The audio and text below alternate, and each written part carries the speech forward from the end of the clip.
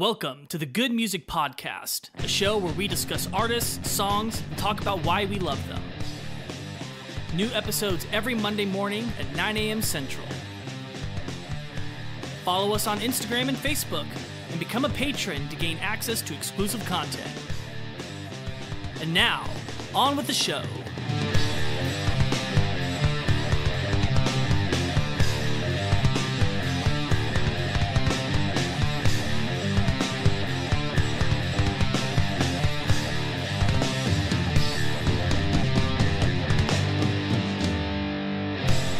Hello, everyone. Welcome to another episode of the Good Music Podcast. I'm Lucas. I'm Grant.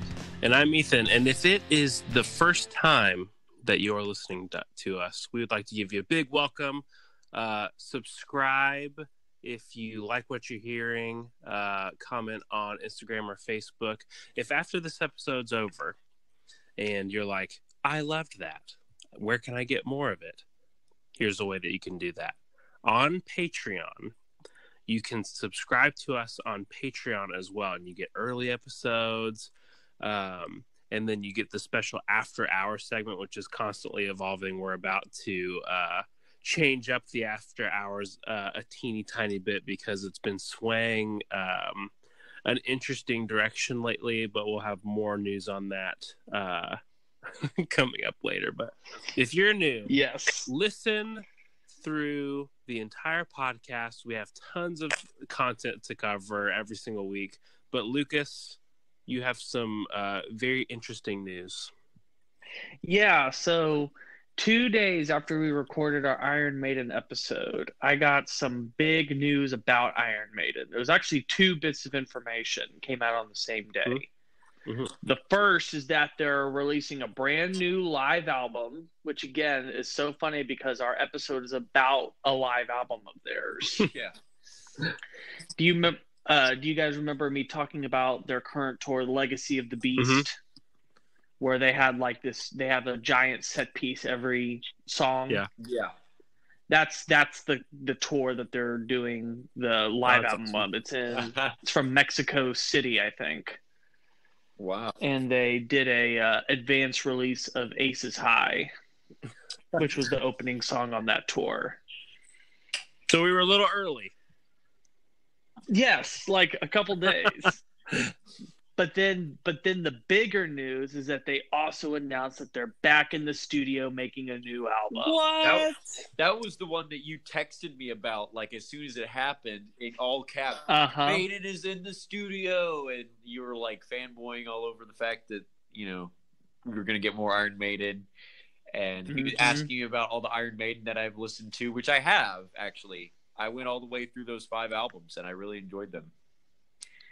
They're very good. They are really, really Are we good. going to do a third installment of Iron Maiden just on their new album? Oh, well, we would probably do like an episode of like their latest albums, the later portion of their career. But this will be their first album since 2015, so they've kind of taken a bit of a long time since that album has come out. It better be good. And it's kind of a lot of were wondering if it was going to be their last album because it had been quite a while since the last one had come out. And considering that Book of Souls is one of their best, in my opinion, I think that it's not just like yeah, they're a great band, but their recent stuff hasn't been as good, so we're not as excited. With how good Book of Souls was, I'm really excited to see what they're going to do with this next record. Especially, they've now done multiple tours doing like retro deep cut tours where they're like bringing out stuff that they haven't played in 20, 30 years or ever. And it's all of that is making me wonder if this is going to be like kind of a retro sounding record or kind of what they'll do with it, because they've kind of been channeling a really cool side of their catalog lately on tour. So all that just makes me really interested to see what this album's going to be like. Yeah. Yeah, I would agree. And I just think it's really funny that all that news came out just a couple days after we spent an entire night talking about them. And that's real. That'd probably be really great for the podcast. Everyone probably looking back now, it hasn't released for us yet, so we don't know how well it's gone. But obviously, most of the listening base does.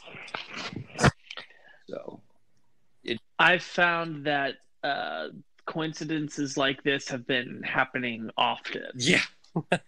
Yeah, which is like there's a very big coincidence happening with next week's artist, which I'll maybe talk about at the end of the episode, so I don't spoil it. Yeah. But when I realized it happened, I was just like, oh my gosh, I could not have planned that more if I wanted to. Yeah. So, but I think we can go ahead and jump into this episode. And we are taking a big swerve away from the world of heavy metal into the realm of pop. So we've switched now from Grant being the authority, and Ethan is going to be the... I have no idea what's going on, so yeah. I guess I say that this is more in your world, Ethan. Yes, it's more in the world. And this is, I believe, one of your favorite artists, or close to one of your favorite artists. Yes, Michael Jackson is. He's one of those people where it's like, in the pop world, like you can't talk about any version of modern pop without his name coming up in the history book, you know. Mm-hmm. And so, absolutely, it's less of a anyone that likes pop that's a musician has to at least tip their hat to Michael Jackson, even if you don't love his music, which I do like his music, but even if you don't love it, you have to be like, you know what, it's, you know, he's we wouldn't be where we are. Yeah. So yeah, we're dealing with an artist that is in the highest possible echelon that an artist can be in.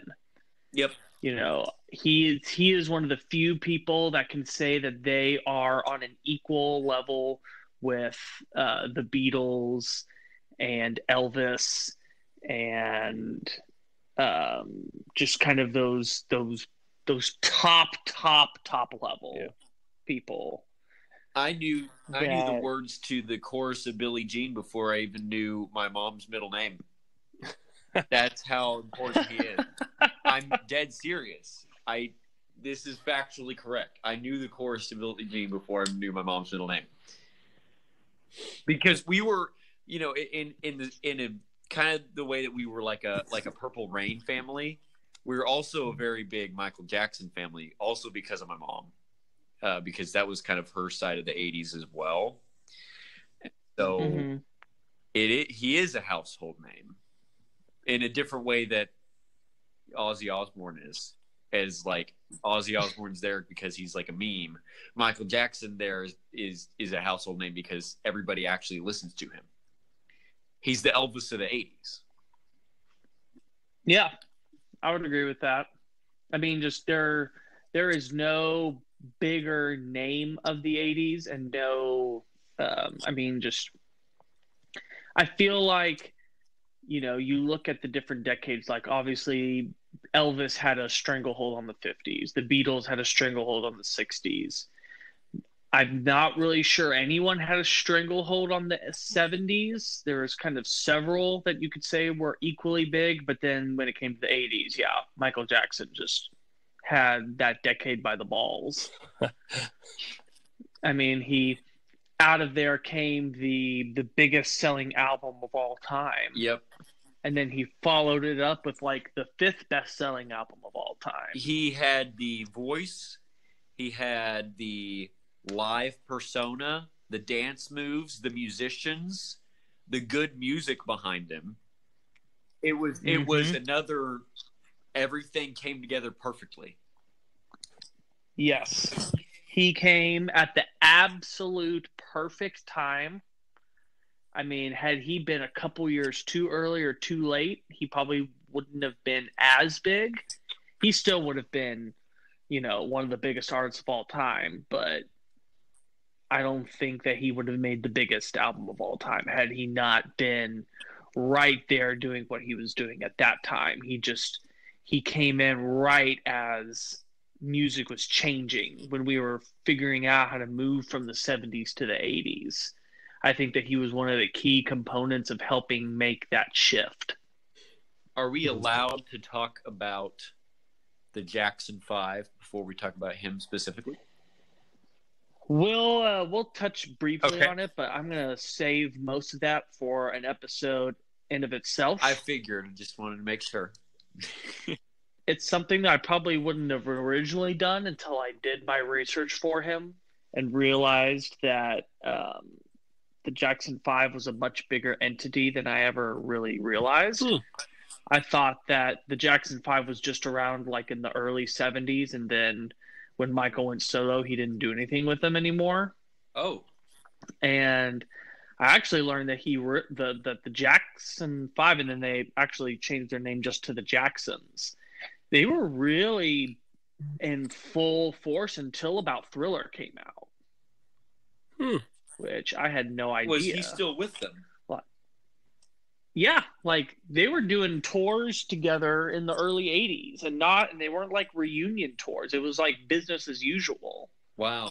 And he would do, he was doing stuff from Off the Wall on those tours, and he was a huge star at that time, but he still had to make that last step into being the star.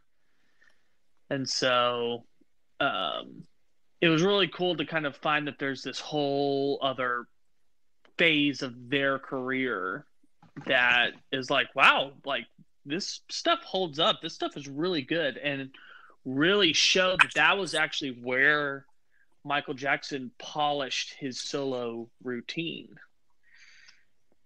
What do you mean solo routine?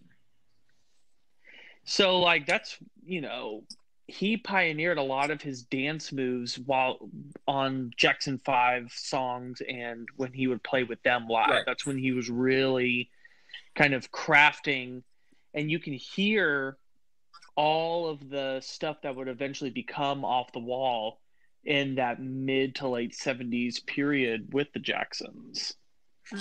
Like you hear some of their material, and it's just like, oh, I can see his music really starting to evolve right here.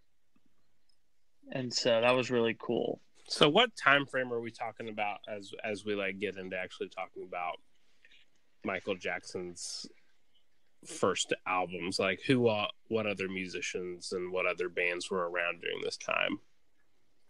So Michael Jackson first went solo like in the early 70s. Mm-hmm. So when he was still very young, and his first couple solo records, it still sounds like old Jackson 5, because he's only 11, 12 years old. But it's interesting because you actually get to hear his voice change throughout these solo records. Yeah, his first one came out in 72. Okay. So at about this time is when the Jackson 5 started to decline in popularity. But I mean, now I'm realizing they didn't decline near as much as I thought I did. But they still weren't, getting number one hits consecutively in a row like they did right at the beginning. But the early 70s, so this would be the time when Elton John was starting to get really big. David Bowie, like glam was kind of one of the big flavors of 72. And, Led Zeppelin, I would say, was probably at their biggest time at that point. Paul McCartney was really starting to be really successful with his solo material. And the Eagles started to come out at this time. So that's kind of where popular music was at that point. And also at about this time, Motown was really starting to decline in popularity as well, which was where the Jackson 5 originally started. They were kind of one of Motown's last big groups before artists just started to go to these other labels. And so it was an interesting time. I mean, also 72, that's, if you want to talk about funk and soul music, that's when Stevie Wonder really started to hit his stride. 72 would be the same time of Superstition and Higher Ground. So African American music was really starting to move more towards the funk side at this point. You look at artists like Sly and the Family Stone starting to get big at this point. Parliament Funkadelic. You know, these were the directions that all of this stuff was So going. what do you think made it? What And do you so- think made it to where? What gave Michael Jackson like the stage to break out? So his first 4 solo records didn't do very well. He did have one number 1 single during that time, Ben, which I don't know if you guys have ever heard that song.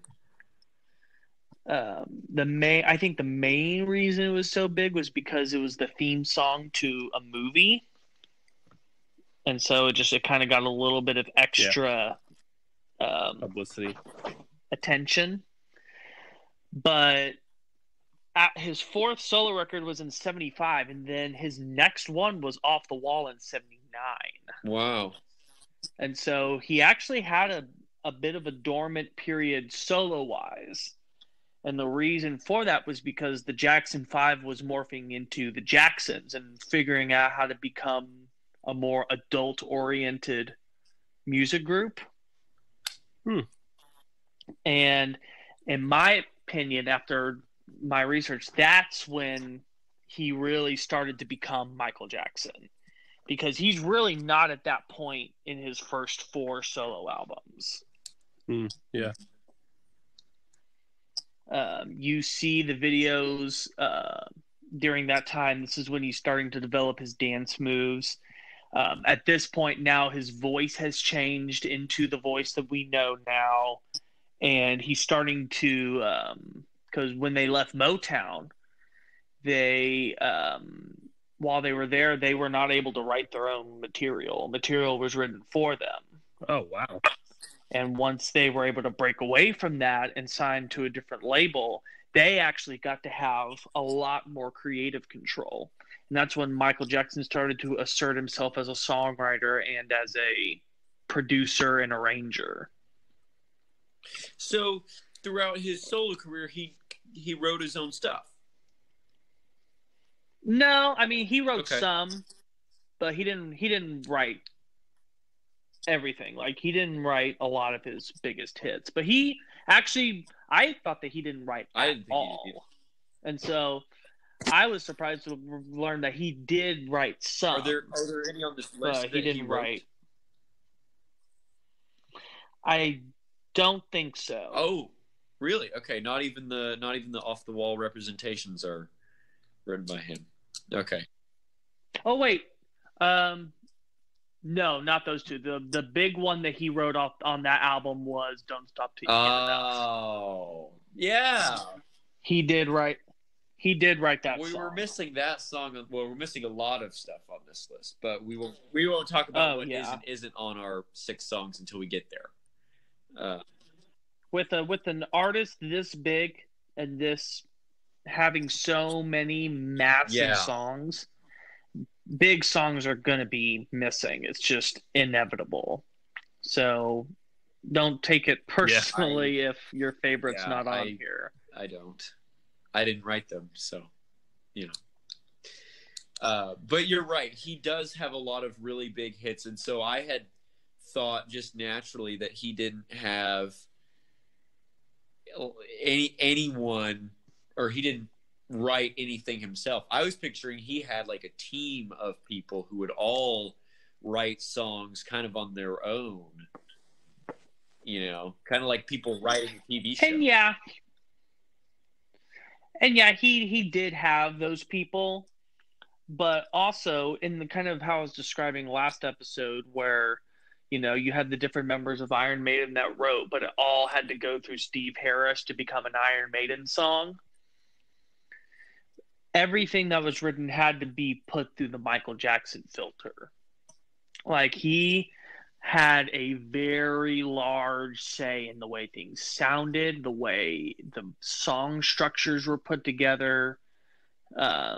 He wasn't just showing up with the song already done and the vocals were missing. So did he do a lot of the instrumentation?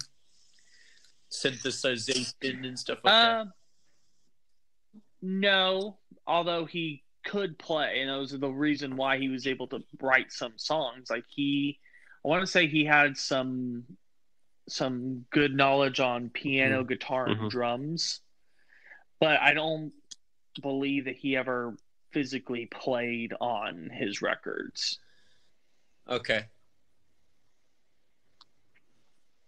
Minus the singing. But, he was there for the process of building the song. That's what I'm meaning. Like, yeah, he wasn't just, just call me whenever the vocals need to be done. He was a key creative component. Because what he would do is he would tell people exactly how he wants stuff to play. But because he wasn't a music theory guy, like, he didn't read music, he would just tell, I want it to sound like this, da da da da da da da da, and he would sing it for them and say, that's how I want you to play it.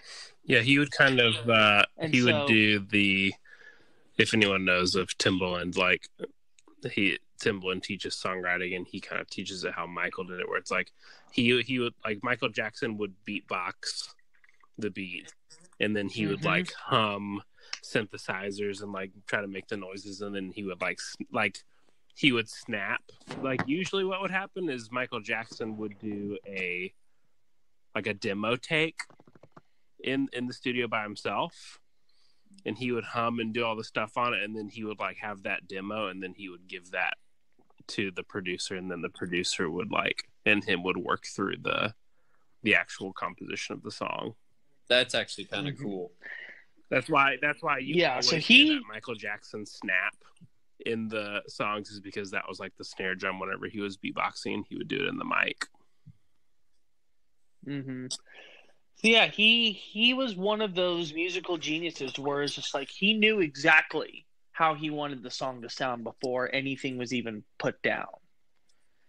And that takes a very special especially for musicians that don't have the theory background. It means that it completely comes natural to them. I'm in the middle of doing research for another artist that was the exact same way, that legitimately was a genius, but it was because they had that innate musical knowledge of just, they already hear the completed song in their head, and they're going to do whatever it takes to translate what's in their mind into a physical song. Yeah, and some people don't have that ability to do it immediately. I mean, Kiko Luriero was talking about how he writes guitar solos that, you sing it and then you record yourself singing the solo and then try to learn that. Because singing things, it coming out of your mouth, it takes such a long mental process that sometimes just, clicking MIDI programming on a screen, it won't be the same. And so because your lungs have to be a part of the dynamics, and your vocal cords make the different sounds and different timbres and whatever. And Neil Peart was the same way too. And he was the greatest drummer of all time, would make the samples of the different drum sounds back when he had the synth drums, sing the sound that he wants the drum to be for the demo takes, and then have the real guys come back later, just like Michael did, and fill in the gaps with real instruments that sound professionally made and turn the song into what was in his head into something that everyone can hear. Mm-hmm. Yeah, just Michael had the gift, and I think that one of the things that is really underestimated about him is that part of his musical genius, because everyone will not argue that he's a great singer and that he's a great performer and dancer. But I think it also is complemented by the fact that he was such a weird guy in his personal life, that I think that everyone kind of thought that he was very passive and that he was very uninvolved in the actual creation, that he was just he's just a pop star. He shows up. Everyone else is doing the hard work. He just comes in and sings it, and it's his album, which is what, quite a bit of pop stars today do. But he wasn't like that. He really knew his craft, and he knew, like, yes, of course they wouldn't be his albums without his voice, but they wouldn't have been the albums if they were just his voice. Yeah. And I guess that's the point I'm trying to get across. You mentioned just now his weird personal life. So, yes. I don't know much about his personal life. Okay.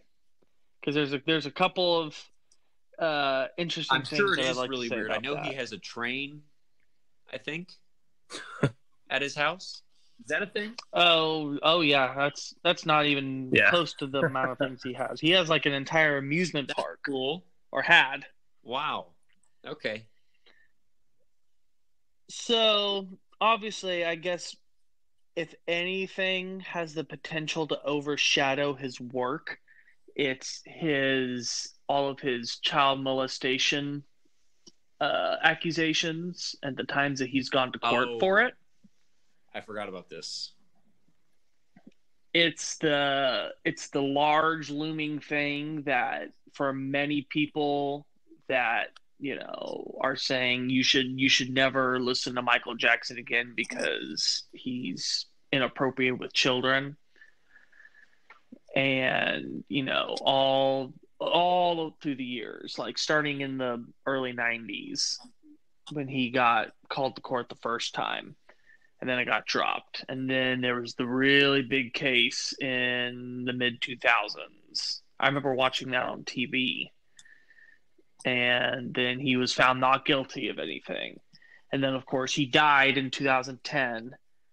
But then last year they had the big Leaving Neverland documentary come out. Which, Ethan, did you watch that? Did you hear about it? Did you kind of hear all the fuss about it? Like, it released and I heard a bunch of drama about it, and I was like, I just kind of don't want to. I purposefully kind of avoided watching it just because I was like, if it's kind of like coming down like that, but I'll let you explain it. Well, I did watch it just out of sheer curiosity and just the part of me that just wants to have all the facts. And it is shocking and as insane as you could possibly imagine it to be. And it's because of that, and the more I've thought about it, the more I've come to this disagreement that I think that it's all made up. Oh. I don't think it happened. And proof has started to come out over this last year that a lot of the stuff that they talk about in it doesn't factually line up, that some of the dates are wrong, and not just like dates as in, he didn't name the exact day that something happened, but like stuff to where stuff is out of order that dramatically changes the cause and effect of all of the situations. And going into their past and finding out that they have a history of making up stories, and that they have all this legal documentation of stuff contradicting their their motives and their reason for making the documentary. And just all this evidence is continuing to pile up, showing that that Michael did not molest the two guys that said that he did. And so I've done a lot of ancillary research because I didn't just want to take their word for it. I didn't want to take the doubters' word. I was just like, let's look at all the facts. Let's look at Michael Jackson as a person. Let's see, what's really going on. And I've come to my own conclusion. I don't think he molested anyone. Was he really weird with kids? Absolutely. Because, it's well known that he did not have a real childhood. From the time he was very young, he was put right into the show business world. And not just in it, he was the star. Yeah. He didn't get to do all the things that kids got to do. And with as hard as he had to work, there was something mentally that probably got flipped.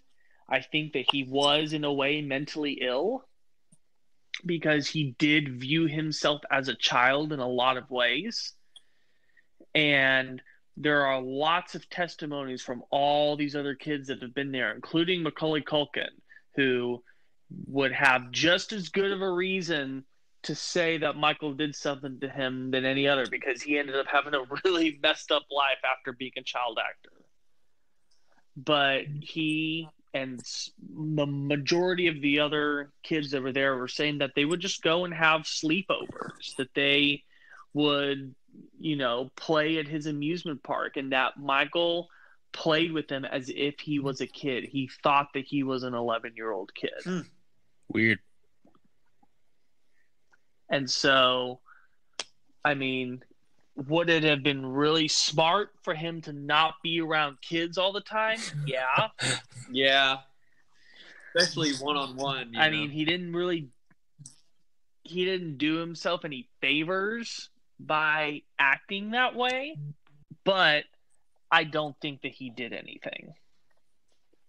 And I think that, and of course now with him being dead, we're never going to truly know what happened. It could come out that, yes, he is guilty. But all of the evidence is pointing that he was unwise but innocent. It's very likely. And I think that had he gotten the mental care and help that he should have had, that things would be very different. So I felt like that's something that you kind of have to address when you talk about Michael Jackson, because it's such a major part of his legacy now. In some ways, it's equal to his body of work, is his legacy as a potential pedophile. That's kind of sad. Well, he wasn't doing it because he had the ranch. And he had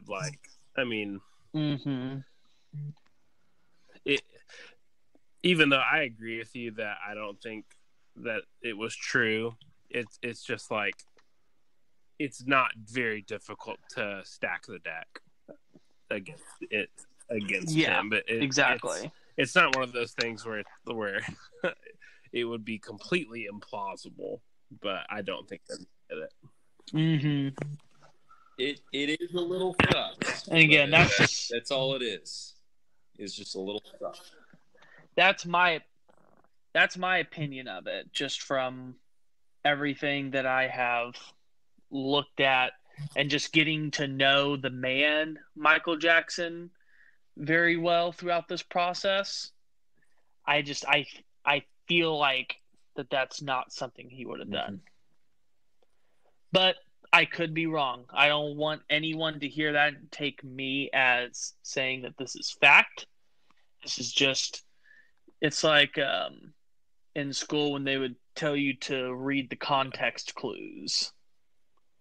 The context clues to me point to that he didn't do it. Okay. So, What a guy. The other thing I do want to talk about his personal life is his notable cosmetic choices of his own. Yeah. yes. Another thing that probably is just as famous as his music is his ever-changing looks. So something that I really learned about, because I actually did look into this as well,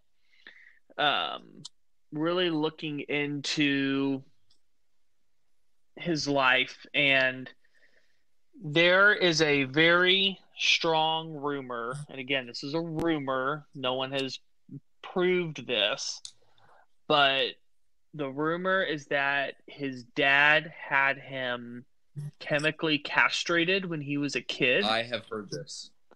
To keep his voice high, so that way he could continue to be a good singer.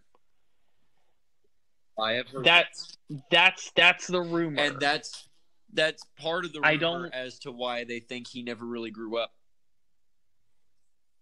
I knew that there was some weird stuff because with his all dad, that but I didn't know that it would be plausible for it to go like that way.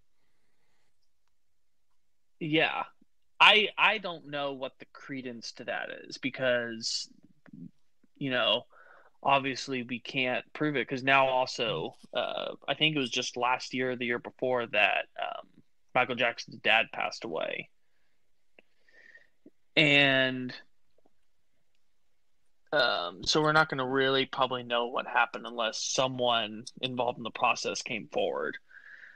But because of that, a lot of his physical stature and hormones got affected because of it. And the reason why he was constantly changing his skin was because he would get those splotchy patches of white on his skin. And his bleaching his entire body was a way of hiding that. That's actually kind of smart. Now, think about it. But the thing is that I think also with a bit of his mental instability, that just ended up getting taken farther and farther and farther until it just got out of control. Because if you notice, there's a gradual lightening. It's not just all of a sudden he's completely black and now he's completely white. From about Thriller to Dangerous, so like 82 to 91, there's this gradual shift of, you know, dark skin to, by the time Bad comes out, he's noticeably lighter. And then he also just really struggled with his appearance a lot. In the 70s, he often talked about how he didn't like what he looked when he saw himself in the mirror. He always talked about that he didn't like how big his nose was. And I just think that you couple that mental illness with the biggest spotlight in the world shining down on you, having literally as much money as you could possibly have, and no one around you is going to tell you no when you want to do something. I think it just all added for what started off as good and plausible intentions wildly spun out of control. Yeah, I can see it. What you can do whatever you want with no accountability. And it's possible that he could have suffered from body dysmorphia, which is a real mental condition where you, no matter how much you alter your body, you physically see a different person in the mirror. And these people they pretty much have addictions to plastic surgery, to altering their bodies because they're trying to change their body into what they think is their ideal self. Almost like a really extreme version of anorexia. Yeah. But just not limited to, you know, getting skinnier. This is stuff that you don't learn anywhere else, guys. Wow. Okay. Mm-hmm. Wasn't there also something with his like his hair, like his like hair catch on fire at like a show or something? Yeah. Like burn damage on his scalp or something. Well, I think that was on the. Yeah, I think like on the set of a music video or something like that. I don't think it was on. No, wait, it was on stage at a show. Yeah, that did happen. Because also one of the biggest things that changes is his hair, because he had a very curly afro in the 70s.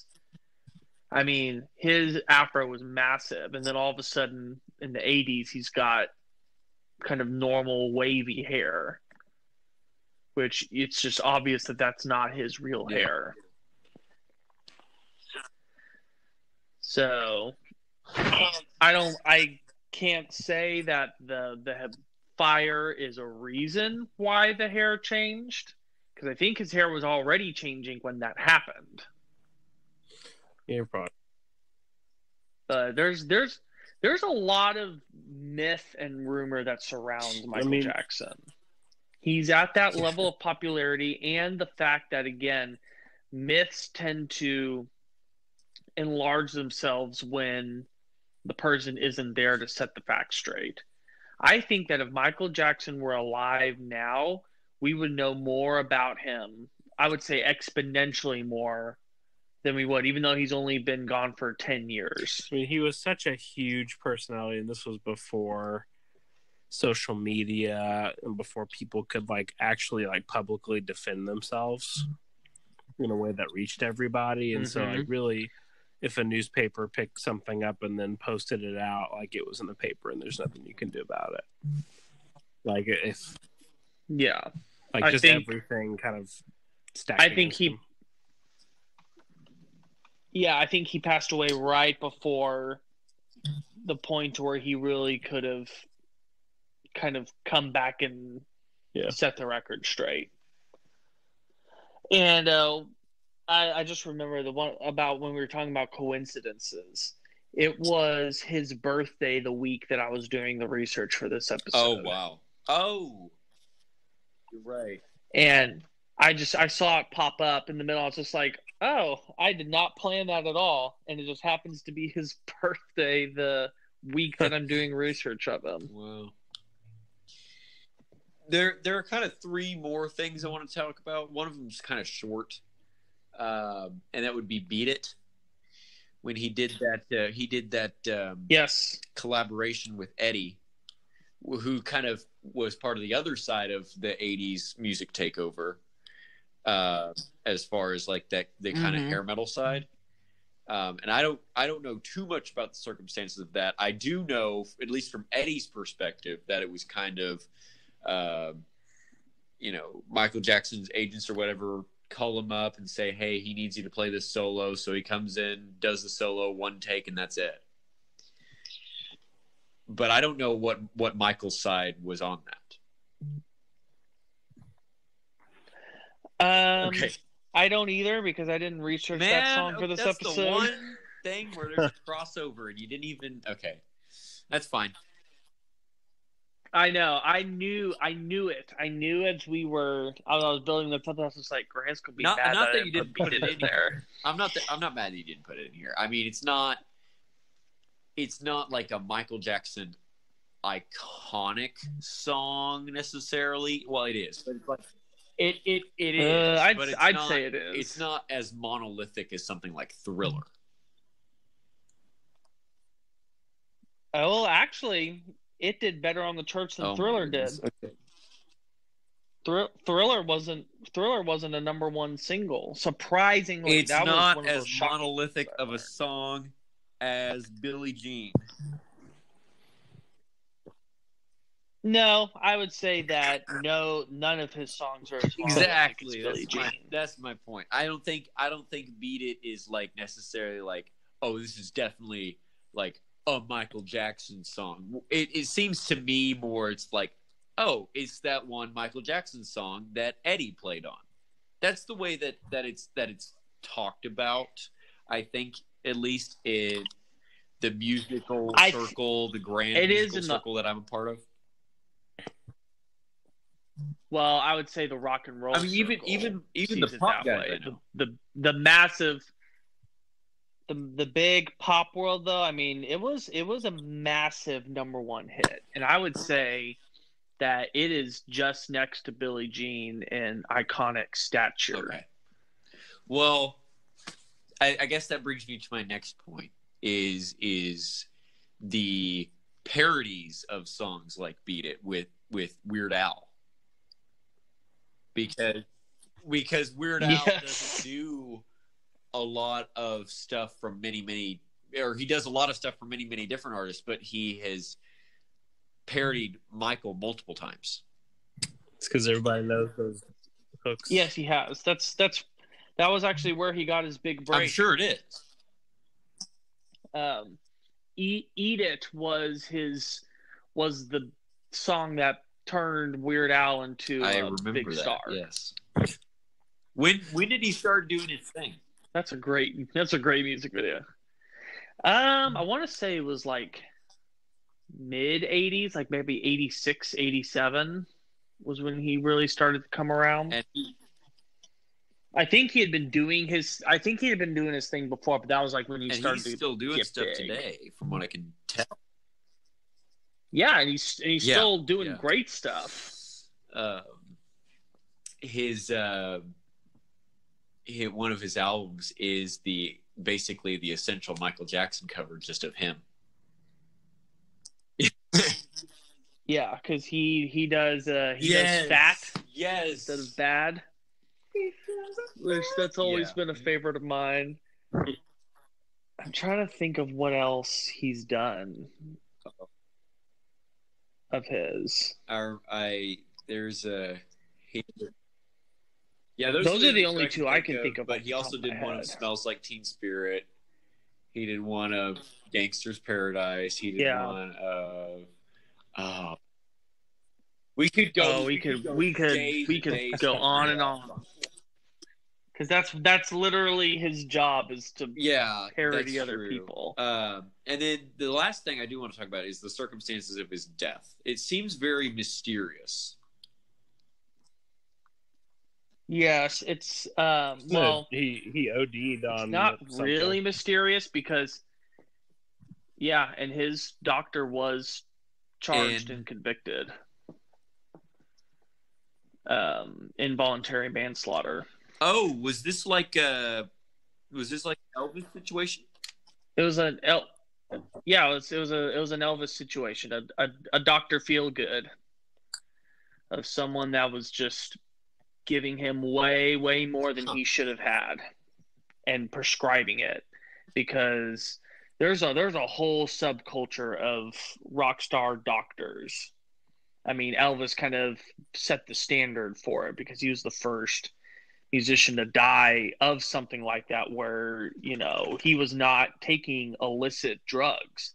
Everything that he took was because his doctor told him he had to take it. And so he thought he was just doing what he was supposed to, and that the doctor knows best. Same thing with Michael Jackson. For more, it was the doctor doing it. You don't think that the rock star doctors are just prescribing more medication because they're being requested?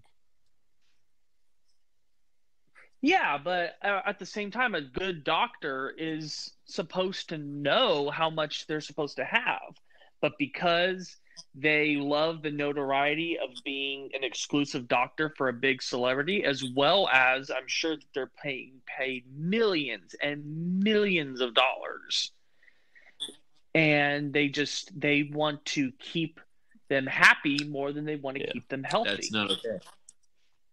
a doctor should not give someone medicine just because they want it. No other family practitioner or general doctor would do that.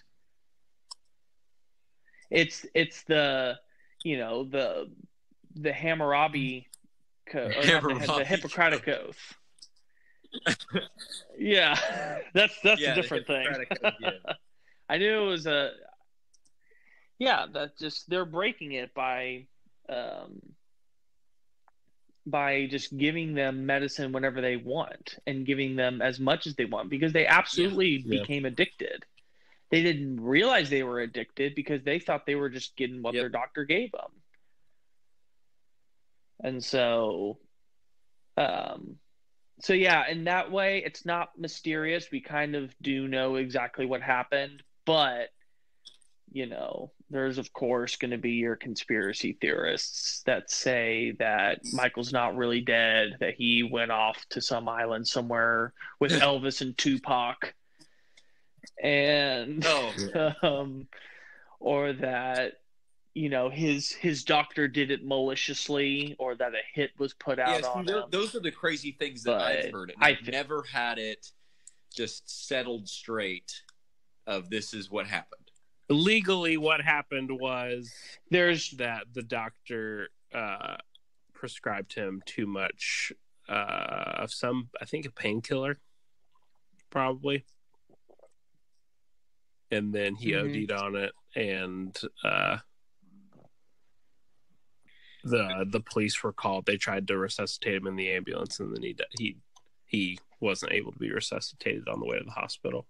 They didn't do the adrenaline shot to the heart. That's the problem. They didn't. Yeah.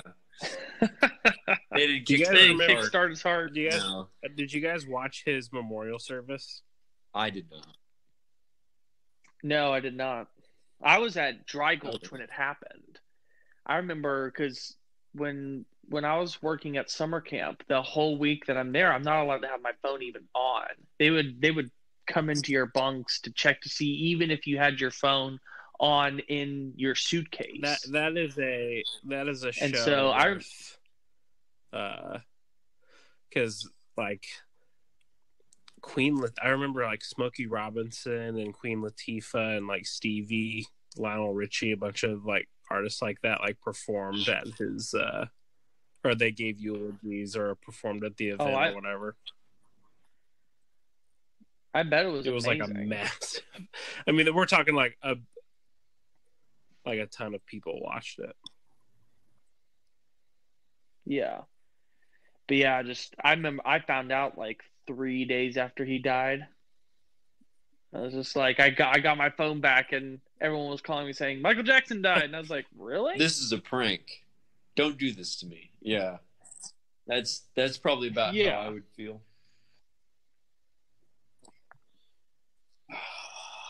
So, well, with all that, I think that unless you guys have anything else you want to throw in to the ring, we'll go ahead and start talking about the songs. When we do that.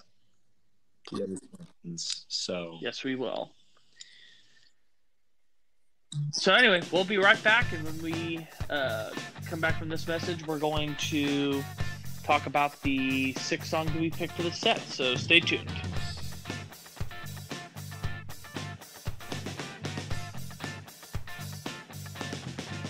Welcome back to the Good Music Podcast. We just finished talking about Michael Jackson and all the weird mythos that was surrounding him, and now it is time to talk about the 6 songs that we have selected for this episode. So, for those of you who are new, welcome, and you're probably wondering, what is this segment about? Why are we going to pick 6 songs? Didn't we just talk about Michael Jackson? Well, I'll let Lucas explain to you why we have this segment. Hello, here I am. The 6 songs are our way of being able to concretely talk about everything that we talked about in the first segment. So we're going to get down and dirty and just talk about what's going on in these songs, what they're about, what's going on interesting musically. And these 6 songs are picked out in a way if for whatever strange reason you've never listened to Michael Jackson before.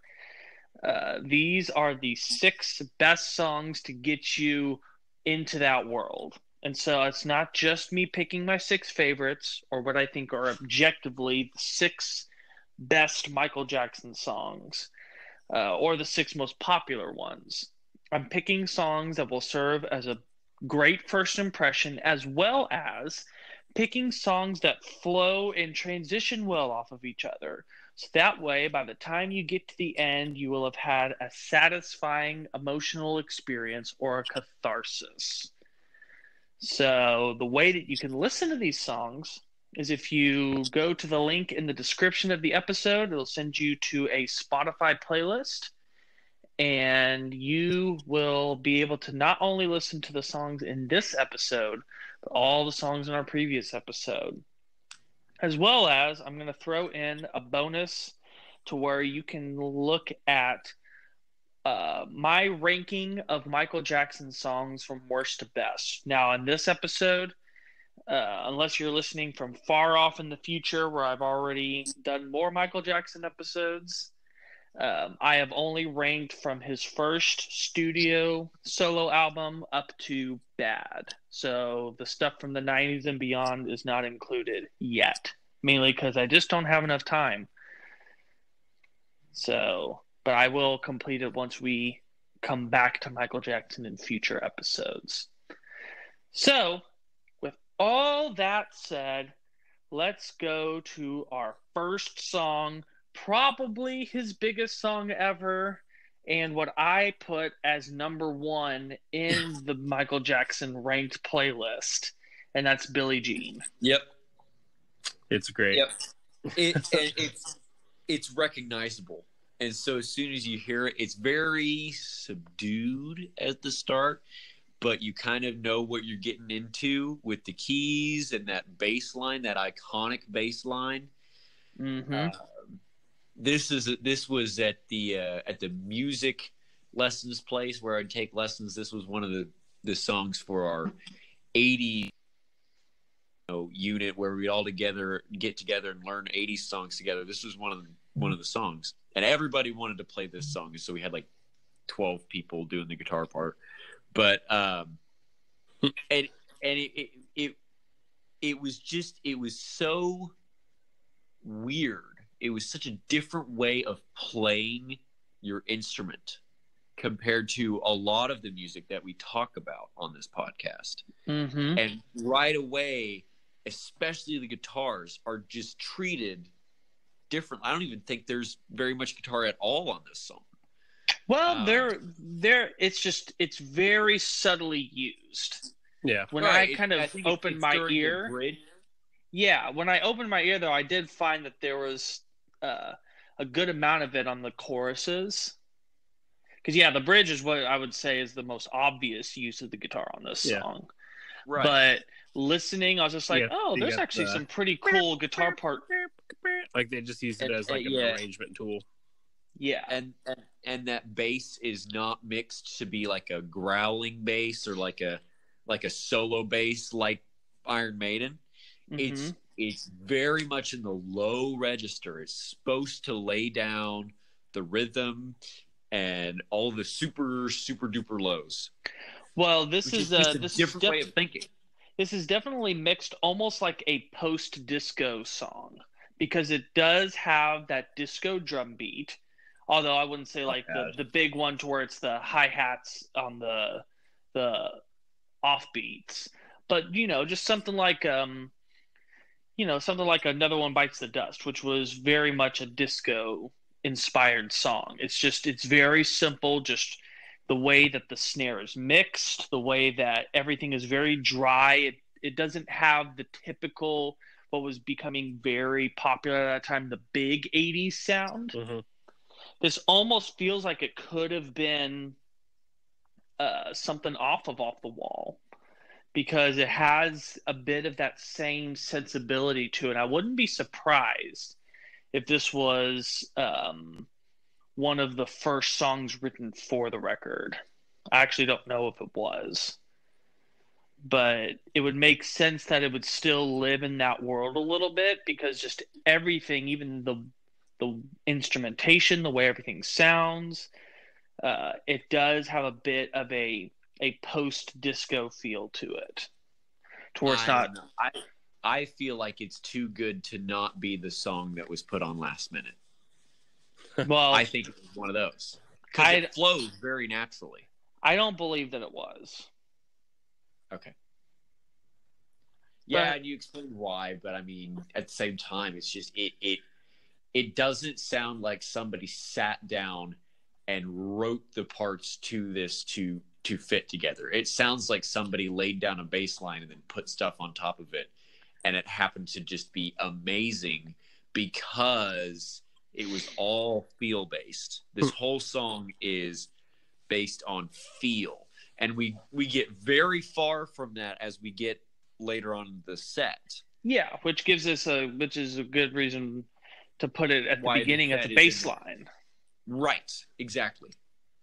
The more I'm thinking about it, and the more just, again, this feels very similar to a lot of stuff off the Wall, especially songs like Girlfriend or Get on the Dance Floor. It feels like it could have lived. Rock With You. It feels like it's almost cut a little bit from the same cloth, but just updated a couple of years. And so that's what makes me think this was not a last minute addition. This almost feels like it's something that Michael these are the kinds of songs he knew how to make really well. Yeah. And that's where this evolved out of. Or it was just cut from the previous album. I'm pretty sure it wasn't written at the same time, but I think that it's just like it's the natural next step. Now this is the song with the moonwalk, isn't it? I believe that is the case because every time I see someone do it on YouTube, it's to this song. I don't think it is, because I watched the music video again, and I don't think that, because he had been doing the moonwalk before this song. This was something that was actually a move that he perfected when he was with the Jacksons. Yeah, I cannot do the moonwalk. I think that's more of an off the wall era move. Although it could be that I'm really sure that he doesn't moonwalk in that music video. It could be just that they moonwalk to that song because it's one of the big iconic MJ songs, and it's got a good groove to do it to. It's not too fast. But I could be completely wrong, but I don't remember seeing him moonwalk in that video.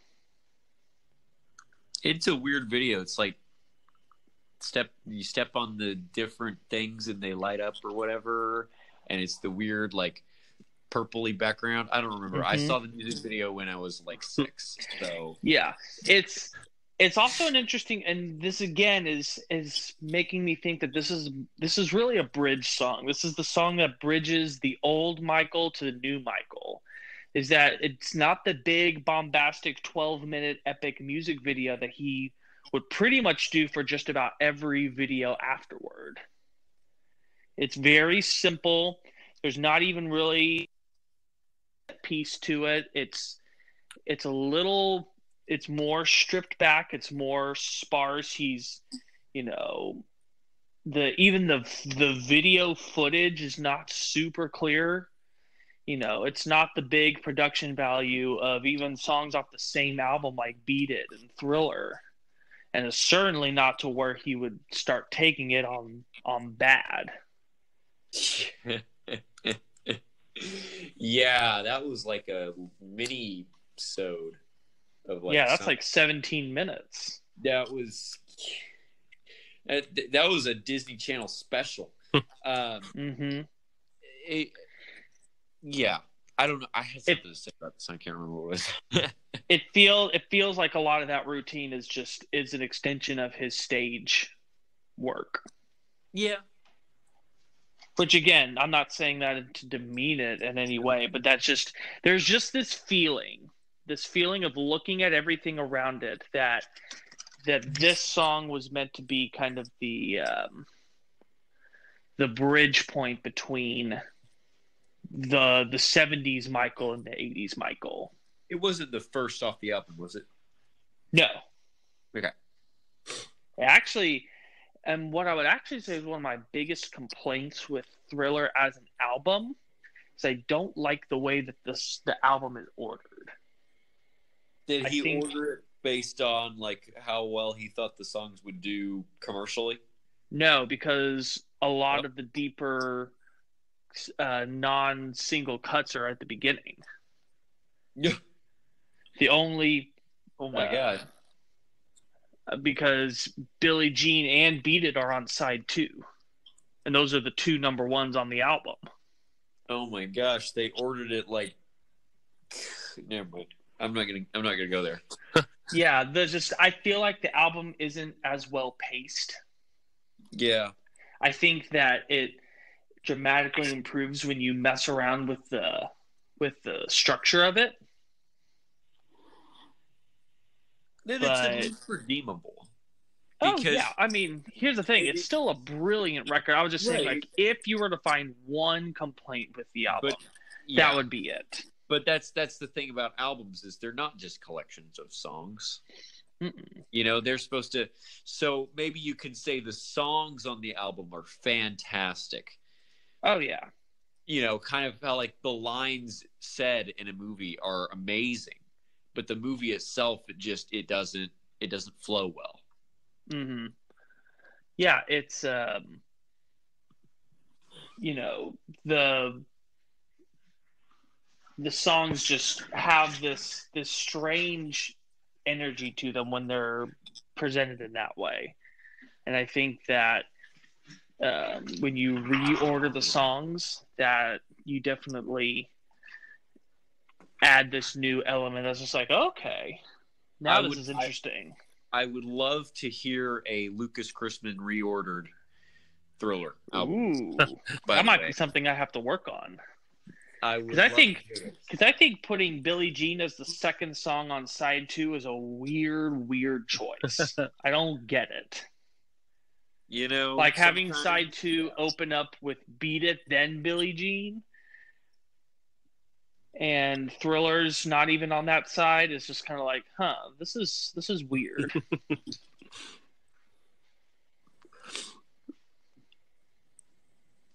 So, anyway.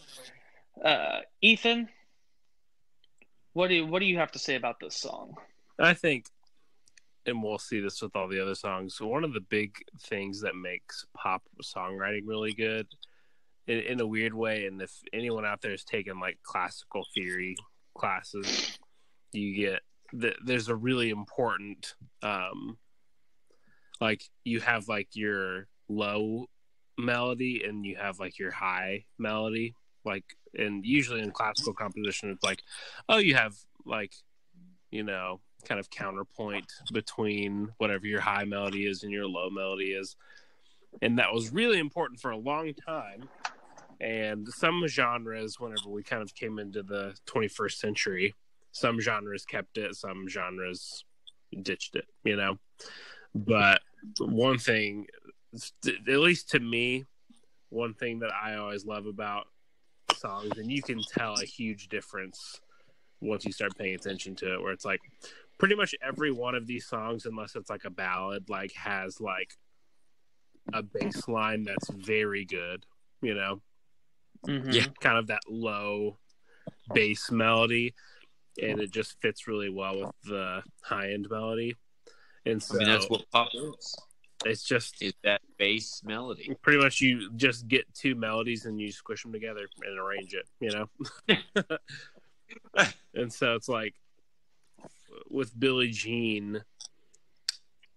The thing I like about Billie Jean is that even though you have that bass line and kind of that vibe going the whole time, it doesn't feel like it's repetitive because they bring in the electric guitar, they bring in the strings, they'll like kind of show an instrument for a little bit and then they'll like hide it again, you know.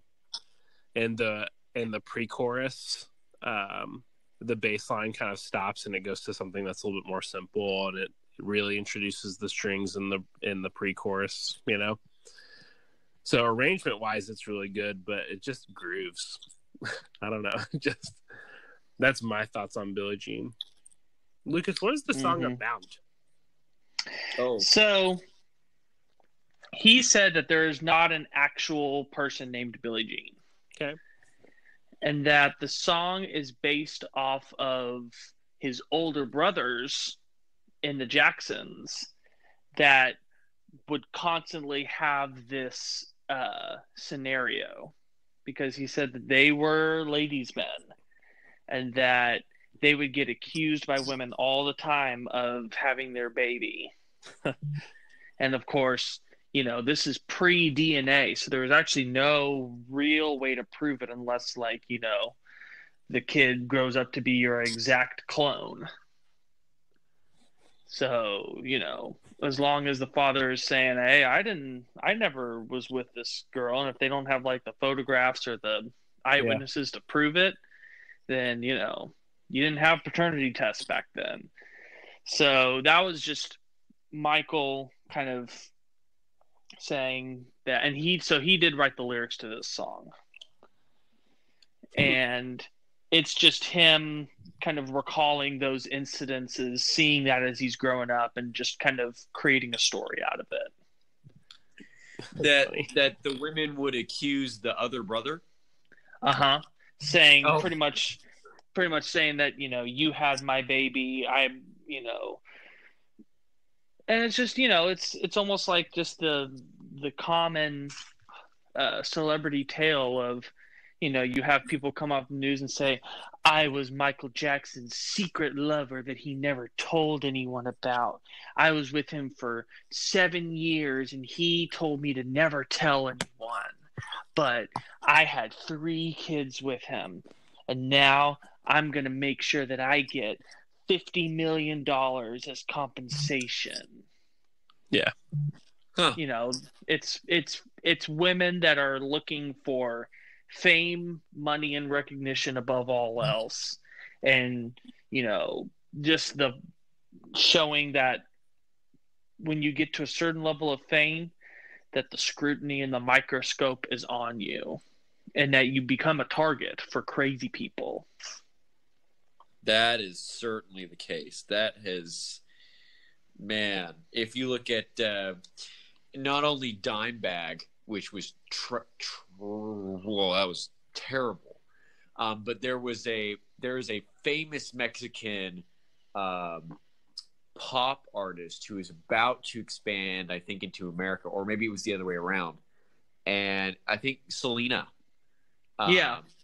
I was about to say, are you talking about Selena? I was talking about Selena. That's who I was talking about. And she had a really huge fan named Yolanda, who wanted to run her fan base and wanted to run her fan page and merchandise and all this stuff. And they ended up becoming really, really good friends. But it just so happened that Yolanda was a little bit insane, mentally ill, insane, whatever word you want to use, and ended up killing her over something stupid. And then as soon as that happened, you know, Yolanda felt like she had no purpose, and like she had just killed her best friend over something about controlling her best friend, who was this celebrity that she had followed around and obsessed over. You know, and so yeah, you do become a target for people like that, and yeah. It's really interesting knowing the story of this song. I thought it was something a little bit less intellectual, you know, but having talked about it, maybe, you know, I thought it was literally just him being like, no, that's not my kid. What are you talking about? But like, okay, it's not from his perspective. It's him just being like, no, people can take advantage of you when you're famous. Mm-hmm. And it was something that he was really starting to experience at that point. And I mean, it ties into what we were saying in the first segment about, right, you know, he got to this level of fame where it's just, people of that level of notoriety, they have to have lawyers on retainer because they literally get sued on a monthly basis by people. Either people claiming, that there's paternity with a child, or you've got the crazy people that come in and said, I wrote Billie Jean in 1976 and he stole my idea. Or Billie Jean made my son insane and I want, restitution because I now have to take care of him for the rest of my life. It's just like there's stuff like that. Yeah, there was some Aussie stuff related with that one. That was bad. Mm-hmm. So it's literally, most of those we don't ever even hear about because they get dropped as soon as it gets anywhere in the beginning stages of litigation because most of them, there's no basis for it whatsoever, but you still have to have, lawyers to deal with that. And, even if as a celebrity you do everything right, you cross your T's, you dot your I's, you reach a certain level of fame, it's inevitable. It will happen. It's not if, it's when. Yeah. That's kind of scary. Yeah. Yeah. When will you get sued? Yep. It kind of makes you think twice about wanting to be rich and famous. Yeah. You did make me think a few times already. Although I would like to have my own amusement park. I would not be very irresponsible with it like Michael was. I would just keep it to myself. Well, how would you know? Again, you don't know. You don't know how crazy you'll become until you have a ton of I heard someone describe it as Michael Jackson was so rich that he had giraffe money because he just had the money to buy giraffes. Giraffe money. I'm swimming in that giraffe money. So I've actually started using that in my day-to-day conversation. I'm just like, man, he's got giraffe money. He's got pet monkey money. I'm going to use that too. Oh my goodness, yeah. I think we can go ahead and move on to the next song. Yes, I think we should too. And I think this was in the running for my favorite song. Well, this is my. It is. This is my favorite. Wow. So this song is, by the way, The Way You Make Me Feel. The Way You Make Me Feel. This has been my favorite since I was like 6 years old. Oh, wow.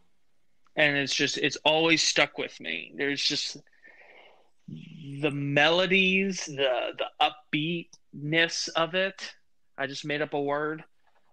And just the overall sound of it. There's just something about it that just like makes me so happy when I listen to it. It's a great and song. It's really fun to sing along to. Yeah. This one, I will say I had to be more objective in this set because all of the we'll get to one of the songs on the set that I didn't like so much, but we can talk about when we get there. Interesting. 5 of the songs on this set are top-notch, amazing, and it just stratospheric hits, and I love all of them so much. But it's just, and this one I liked. Maybe if I were to be a little bit more partial, most days I would say this one was my favorite. So I had to be a little bit more objective, and this one didn't quite win. But I will say that it was very, very close. It's just got the swing to it. Yeah, yes, it does. It makes you want to tap your foot. I don't care who you are. You could be Drax's wife, and you would tap your foot. He gets the reference. So this is a number 1 hit off of Bad, which Bad does hold the record for most number 1s off of one album. It's got 5. Oh wow, so stupid. 5 number 1 singles off of one record. Can you name them? Yep. It's Way You Make Me Feel, Man in the Mirror, Bad, Dirty Diana, Just Can't Stop Loving You. Was that 4 or 5? That was 5. Okay, then that's the 5. And the crazy thing is that Smooth Criminal is on that album, and that wasn't a number 1 hit. Wait, what? That's a good album. That's a stacked album. I know. How many songs are there? Like 7 or 8? No, it's actually like a 10 or 11 song album. Oh, wow. Oh, right, because he writes shorter songs than that, and we're in CD era, too. No, we're not in CD era at that point yet. This is I think CD had been invented, but it wasn't being widely used at that point. This would still be the majority of people would have vinyl.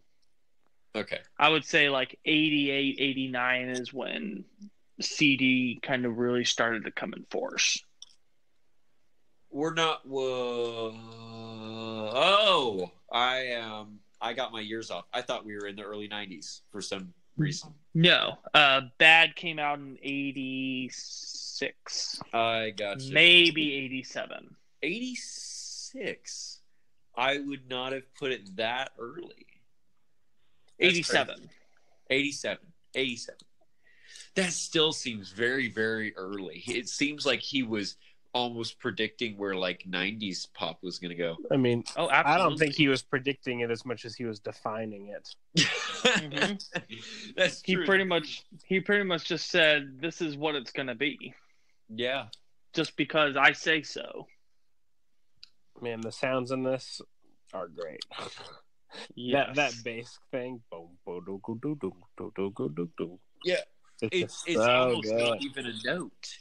It's supposed to be a note, but it sounds more like the attack on the. It almost feels like a percussion element. Yes, like somebody hit a marimba and then just put it through a guitar amp.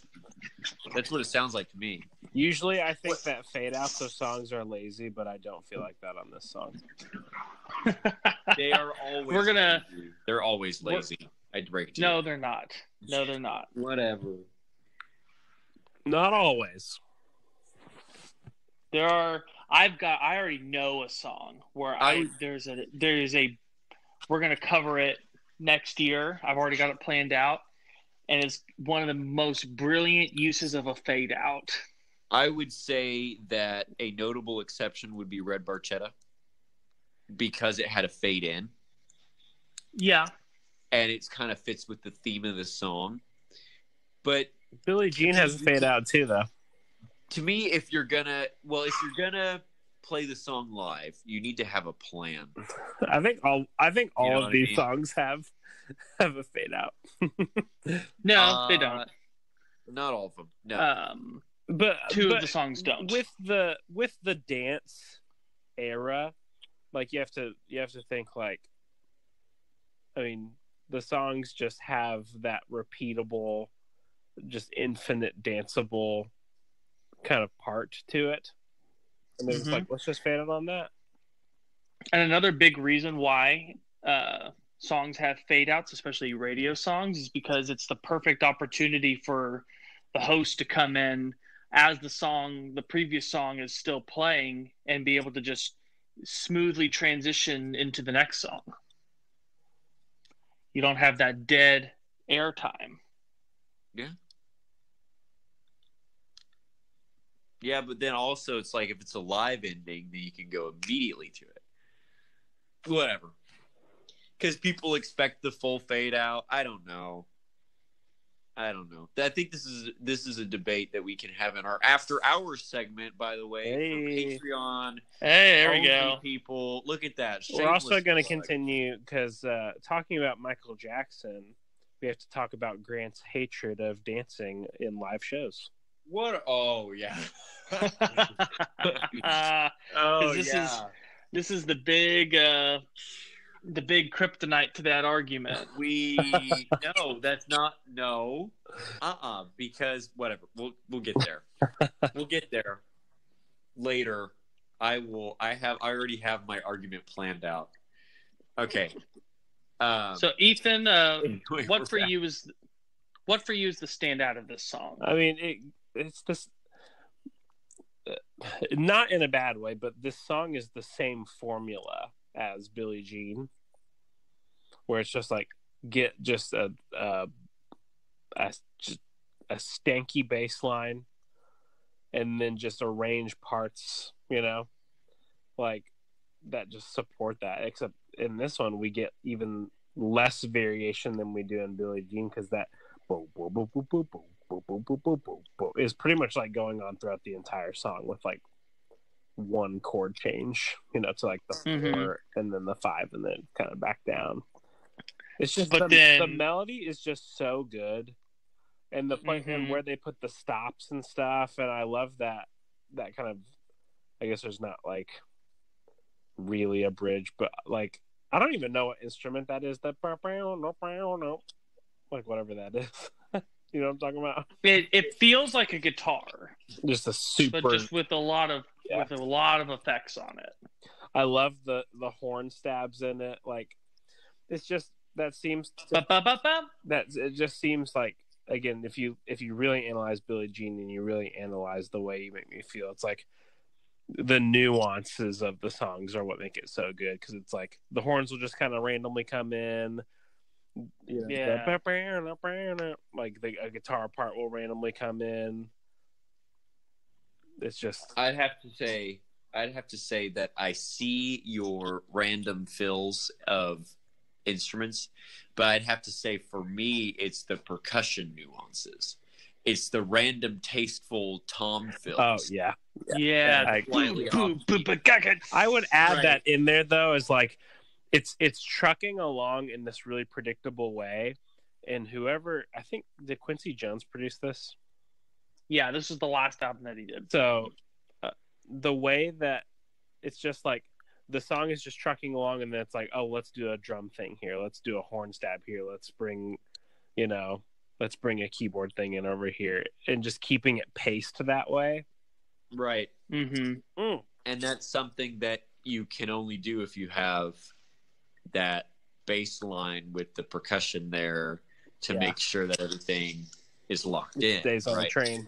You can't add nuance if there's not something to add nuance to. Yeah.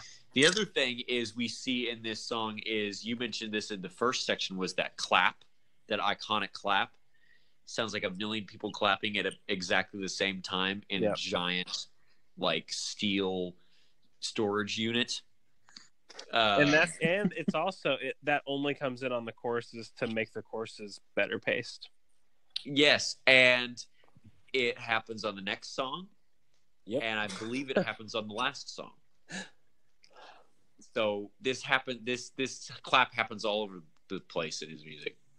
And this is I don't think it was on Billie Jean, if I'm not mistaken. I think it was just the snare drum. Yeah. So by the way, I did put this at number 3 on my ranked playlist. Oh. Ooh. Do we have number 2 here? Yes, we do. Okay, good. I'm excited. Okay. Hopefully it's the next song. It is not the next song. I would say the next song is my personal favorite out of the six. Oh yeah, it's so good. If we're ready to go there, we can go. Yeah, we can go ahead and go there. So the third song is "Rock with You," which I love the synth, guys. The yeah. Wow. Wow. It was so disco. Yes, and everything about this is just, it's disco, but not. It's like disco pop. Yeah. So this is off the Wall album, right? And this was another number 1 single, and this album came out in 1979, which 1979 is the year that not only disco hit its zenith, but that it instantly died. Oh, like there's literally disco a date. Did not make it to the 80s. Like no, I can't remember the exact date, but it's some date in August that there was like a legitimate day where one day it was big, second day it was gone. Like people just stopped listening to disco. Yep. It became uncool. Why? It was the disco sucks Well, because it got so oversaturated that there was just a critical mass of just it just crumbled under its own weight. Oh, I guess because disco is kind of one of those things that's built off of a very particular Yes. set of rules. There's not a lot of variation in how disco sounds. There's certain things that have to be there. But Off the Wall was being made during this time, and it actually comes out a little bit after the day that disco dies. But you can hear that he's already moving past, in a way, what disco was, that it's still a bit of a post-disco record, where it's got the elements to where it could still be relevant, but you don't feel like you're just listening to another disco record, as was the feeling that people kept having around 79. It was just, and even, major acts all started to get on the disco, like Kiss. When they released their I Was Made for Loving You, that got them so much hate because it was a disco song. A lot of big bands tried to have that big disco number, and some of them succeeded, like Queen writing Another One Bites the Dust. One of the best creative decisions they ever made, because it ended up being their biggest selling single in the United States. Well, that also kind of transcends disco, I would say, in the same way that this song does. Exactly. And so that was a bit of a post-disco, because that came out in 80. Yeah. And so it has one foot firmly in that genre, like, but when the strings and like the ba-na-na-na-na, that's such a disco line. Like, you could not mistake that for any other genre. The BPM that this is set at is perfect for a good, some good disco mid-jam dance. And the falsetto harmonization with the voices. Yeah. But then exactly, it transcends it, though. This is not considered by your normal person to be a disco song. They just see it as a good song.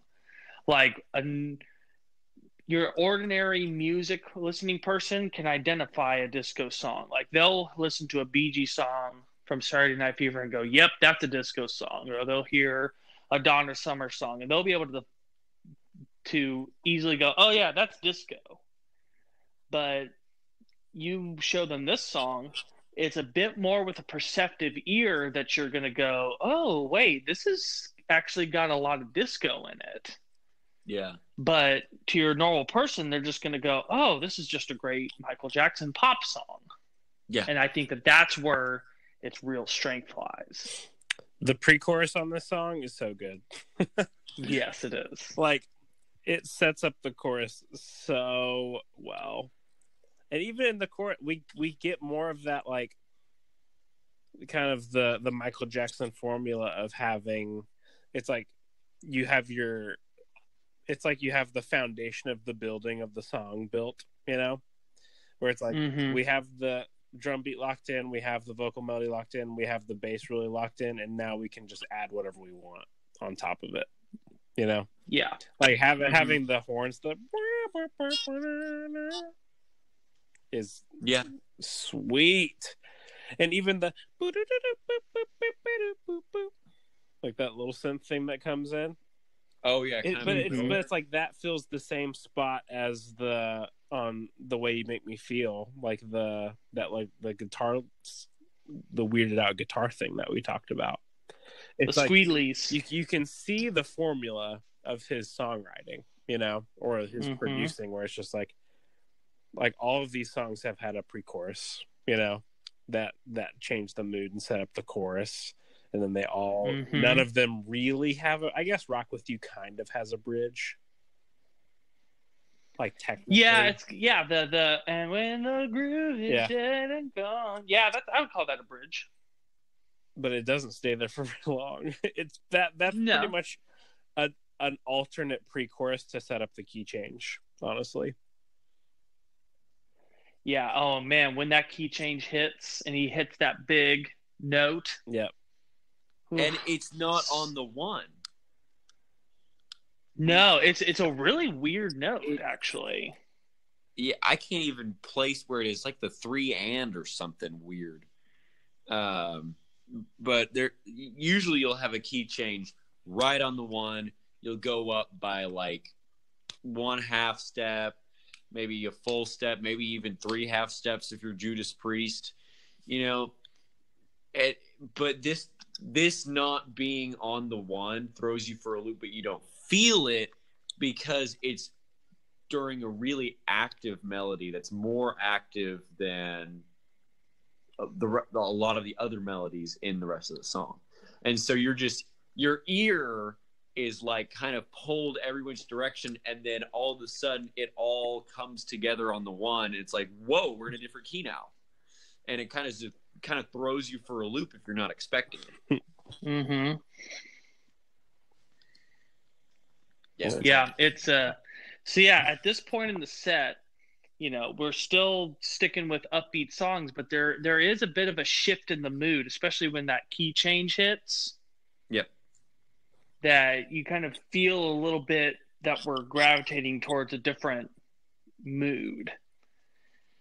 And that really solidifies itself once we get to our next song, unless you guys had something else to say about. We get that sweet, I have that sweet one fade question. out.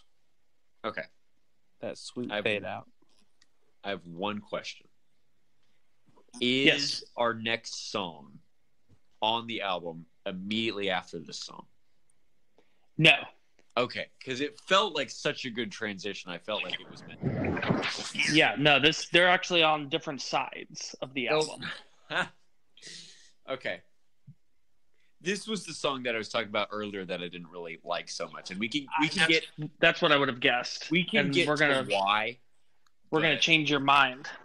I expect to have your mind. I think I can already see it lyrically, and when we get to the lyrics, I'm interested to hear that because it sounds to me like there's something really interesting going on.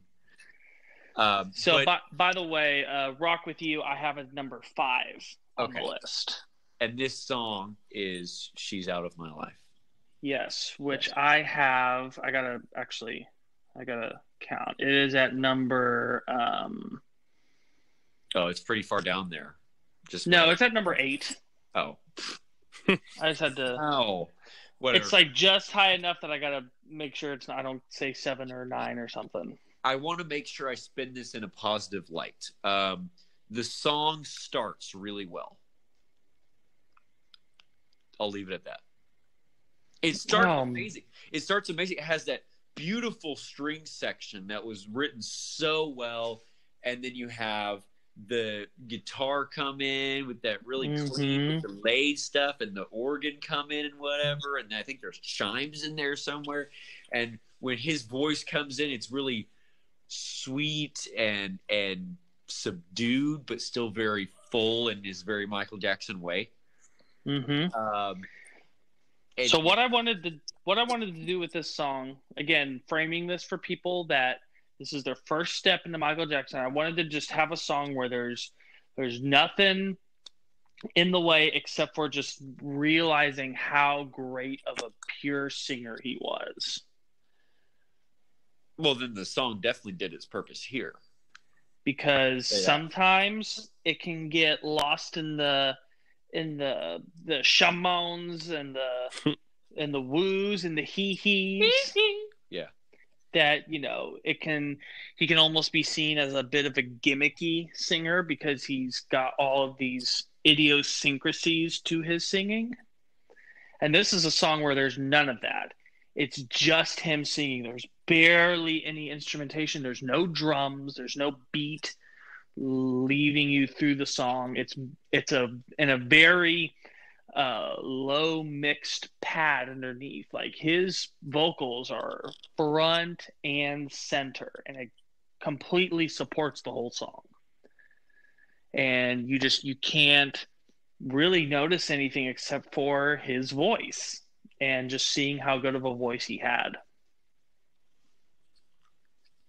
Yeah. I don't know if I would agree that this definitely serves that purpose, 100%. But I don't know if I enjoy it as much compositionally as we get through the song. I feel like I'm wanting it to progress somewhere. Our last two songs of this set do that very, very well. They will start amazing, and they'll change to a very different amazingness that keeps the tension rising and keeps the awesomeness building.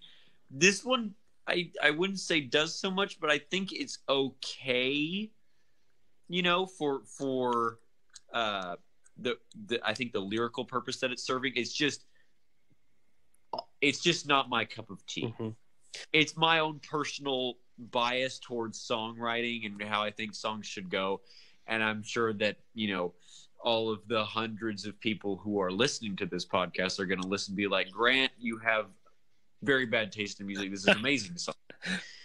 But that's just me. I will say, compositionally and songwriting wise, I agree with you that it's out of the norm, but I think it's because lyrically what it's doing, since it's a sad song, because it's pretty much like verse, chorus, verse, pretty much, Yeah.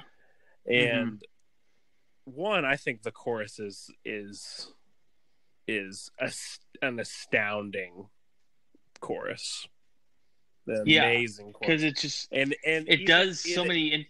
It brings the pace up just enough because like the bass kind of comes in and gives it a little bit of pace. But it's just kind of like two verses and then a chorus that kind of solidifies the concept, and then a verse at the end is kind of like a taking it down, almost as a coda, like a lament. And that's where I was like, verse, chorus, and then ending on a verse. And the song's only like 3 minutes, maybe 3:30 or something like that. It's just a short.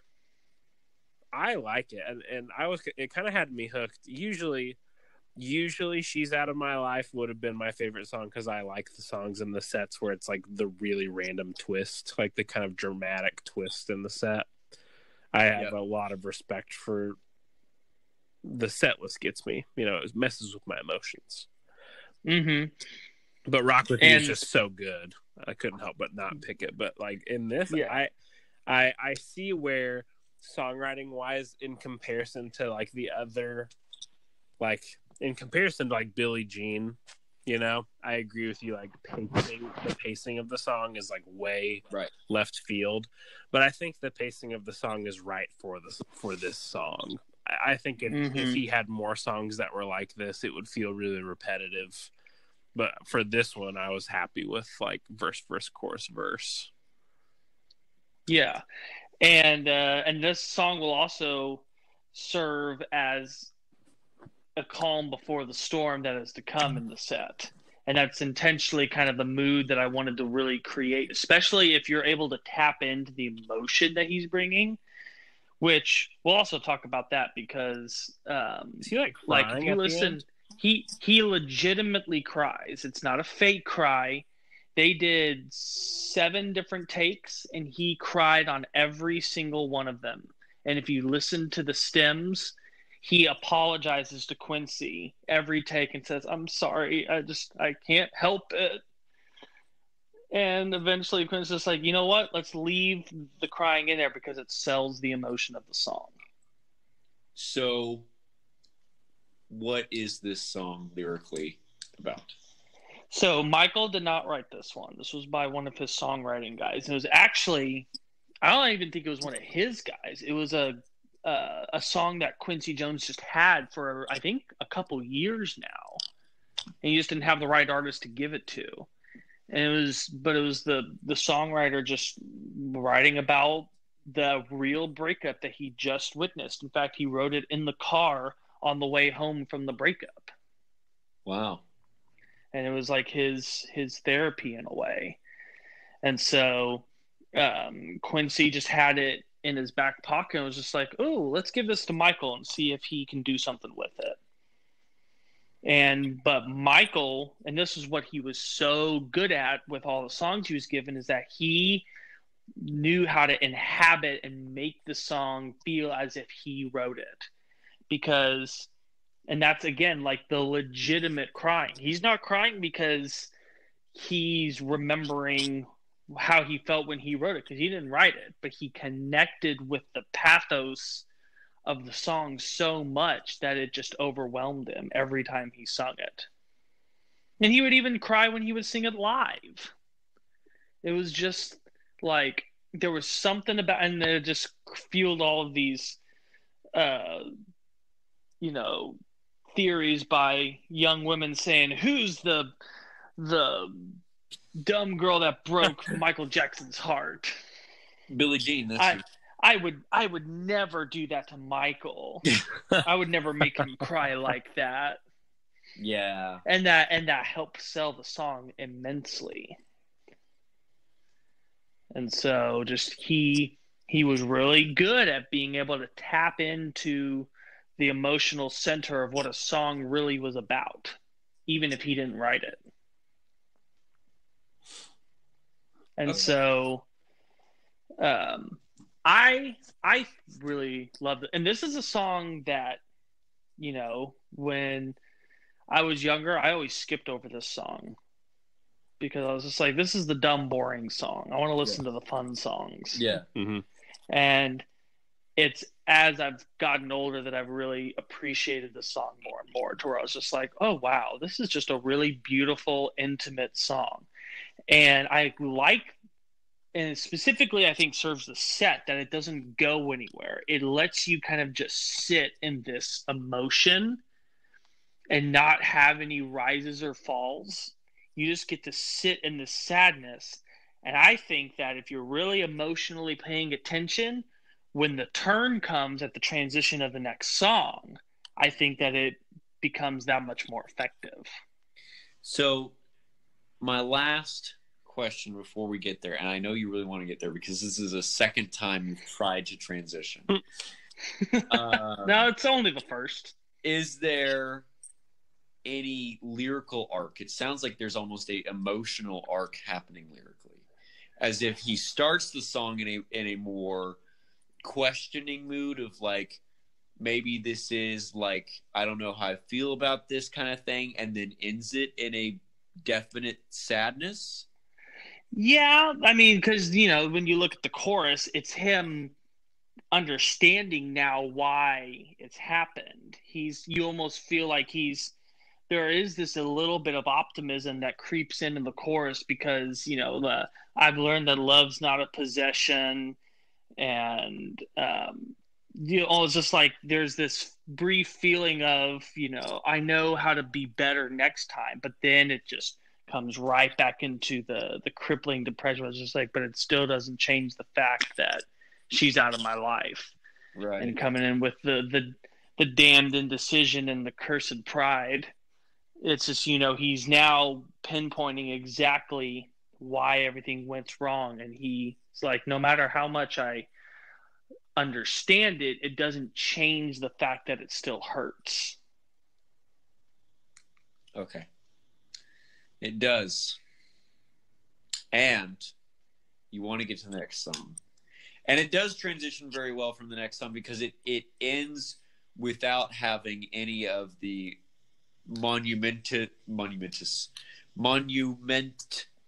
yes, that was the correct word, changes in dynamics. There is no tempo change. And so we're left in the limbo and something's going to happen. Mm-hmm. That is the monolith of the set, I would say. Not my favorite song still, so it's obviously going to be the last one, and I'll explain why. But this is The Thriller. This is Thriller. Yes. So this is I was trying to get you to announce it, but I picked up on it the second time. Sorry. This song was actually instrumentally covered on YouTube by some guy who figured out how to make every synthesizer sound exactly, perfectly, exactly the same. And my dad will watch it on a daily basis. And it will mess with me because it sounds good old guy. It sounds just like the album. And so I'm expecting Michael to come in and start singing, but he doesn't. It's like a guy that sounds like Lemmy instead. No, he doesn't sing it at all. He doesn't sing it at all. It's like it's. I would almost rather have Lemmy come sing it, But well, okay, Lemmy wouldn't sing it. There'd be a giant bass guitar behind it, behind the mix. But no, and so I never actually, through all the months or so of my dad having known about this particular YouTube video, I never actually went to go listen to Thriller. And so it was really satisfying to finally actually hear Michael's voice, and it kind of startled me at first because I had gotten used to your brain was conditioned to hear the instrumental. But going through that video, he plays so many different things, so many different synthesizers, so many different just things based off percussion. There's many different brass instruments. There's multiple guitar parts. There are so many different moving parts that they all have to play a little part, a very, very little part. But when you put them all together, they sound amazing. Mm-hmm. And that's something that you can't ever be taught that. You just have to know it. Yeah. So I put this as number 2 on the ranked list. Okay. And this is just one of those songs, I listen to it, and I'm just like, I just don't understand how they came up with this, how they made this. Yeah. Because it's such a well crafted piece. Like, this is you can tell there's just so much effort about every single minutia. Every millisecond is being used to its absolute most potent effectivency. And then just the idea of just like, we're going to make a horror movie pop song. Like, who even comes up with that idea in the first place? And then how do you make it so dang good on top of that? Well, I would say that this is like Michael Jackson's Master of Puppets, and you got to hear me out on this, okay? There are many artists who have had that one song that has so many different parts to it that are all really, really good. All of the thrash epics are like that. Cemetery Gates by Pantera is like that. Hallowed Be Thy Name is like that. Bohemian Rhapsody is like that, where every single moment is its own distinct amazingness. They could all be their own song, but somebody had the bright idea of putting them all together, and now it's something that transcends, the artist. And that's why I would say that this is objectively not the best song of the set, but it objectively will go down in history, I would say, as Michael Jackson's greatest song. Yeah, it blew my mind when I saw that this was not a number 1 single. Yeah. I was just like, there's no way it isn't. I don't understand how, like, this is probably his most, recognizable song, to where you hear and you're just like, yeah, that's Michael Jackson. Like, if you ask someone, name a Michael Jackson song, it's either going to be this or Billie Jean. That's why I have them as the top 2 songs. Yes. Right. And, I feel like I have a couple of theories why it wasn't. Because it's 6 minutes. Thriller had 7 top 10 singles. It's a record that still stands today. Yeah, well, obviously it's on the top sales list of all time. And the song Thriller was the 7th single released. which again, I'm not quite sure why it was the last one of those 7. But you could almost maybe say that there was a little bit of fatigue with the album by that point. Yeah. That, had Do you think this if it would have been maybe released first, that it would have been like? I think if it had been released like 3rd or 4th, that would have been like the prime time for it to be a number 1 single. Because I think you let some of the more traditional sounding songs like Billie Jean and Beat It kind of be the first ones out of the gate. Then, maybe release something like The Girl Is Mine or PYT, and then put in Thriller as kind of like, all the singles were leading up to this, this big song. I mean, at the time it was the most expensive music video ever made, and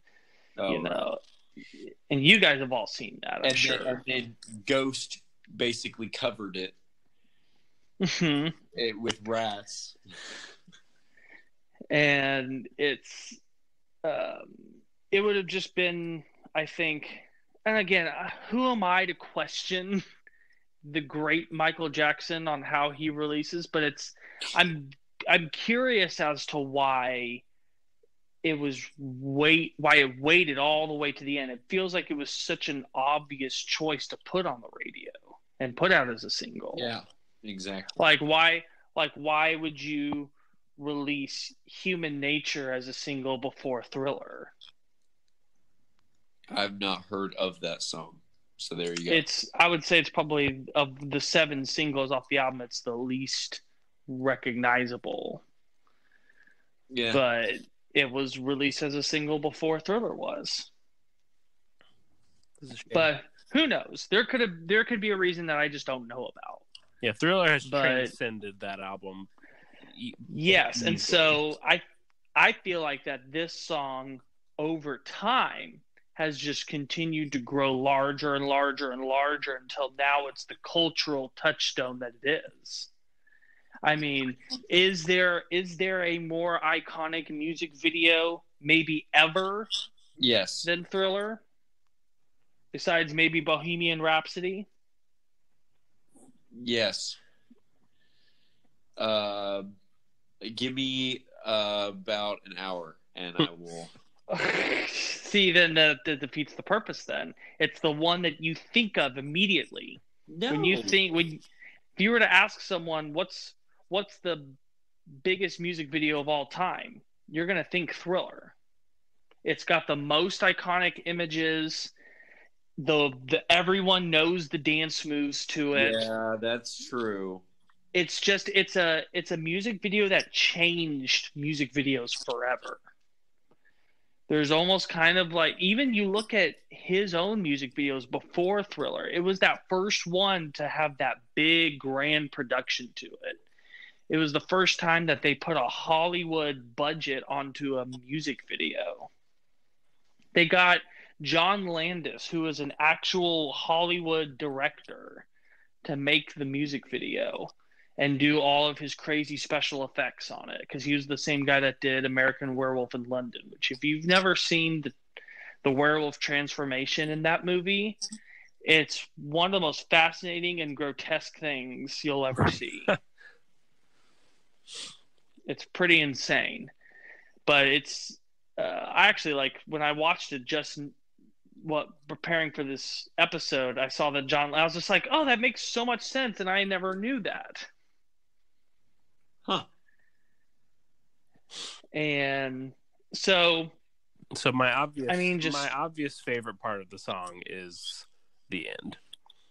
Like, with whenever it brings the organ in and the Vincent Price. Yeah. It brings it way down after the main structure of the song. It's kind of like the breakdown. It's kind of the end of the song. We got to change up the riffage, and there's that. Yeah. You know, that's probably the instrumentation that I have no idea where they even came up with that sound, let alone actually made it work. How do you?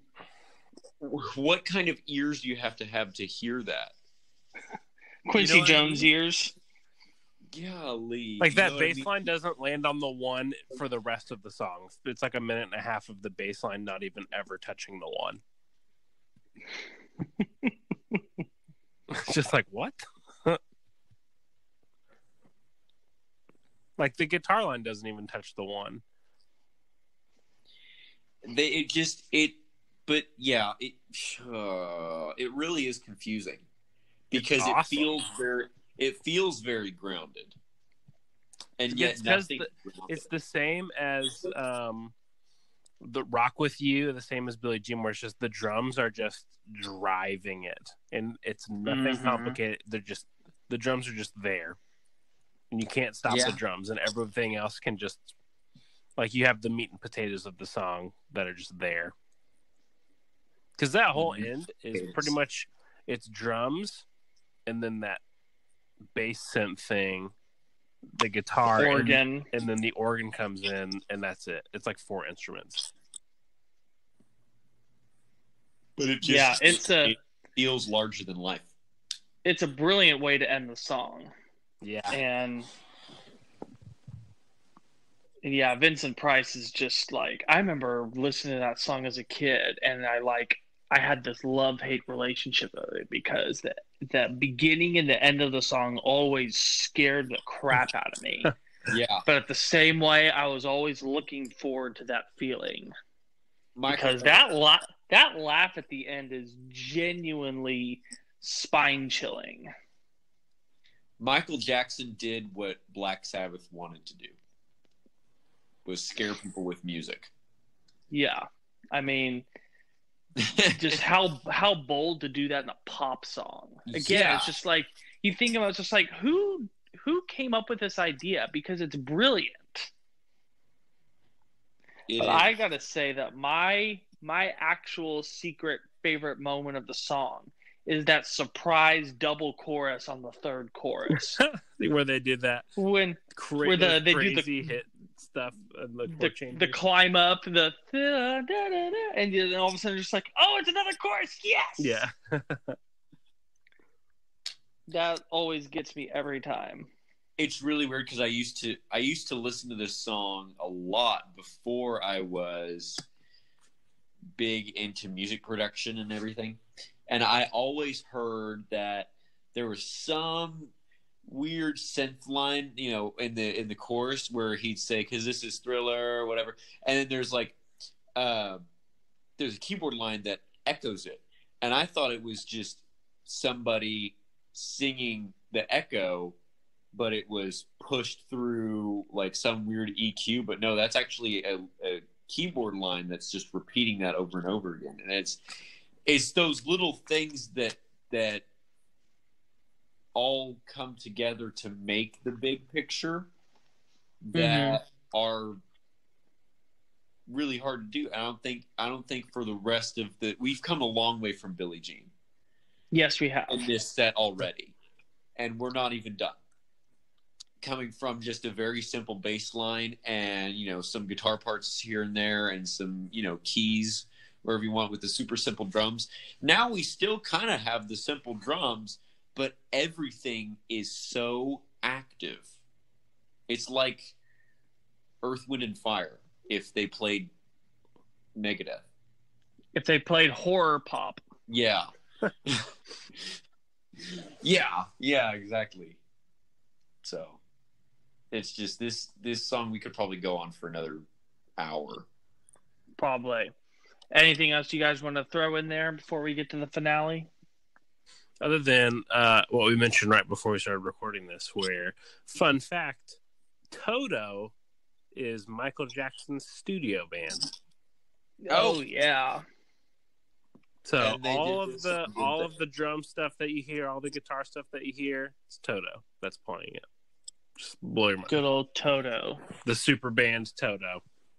Now are they on all of these songs?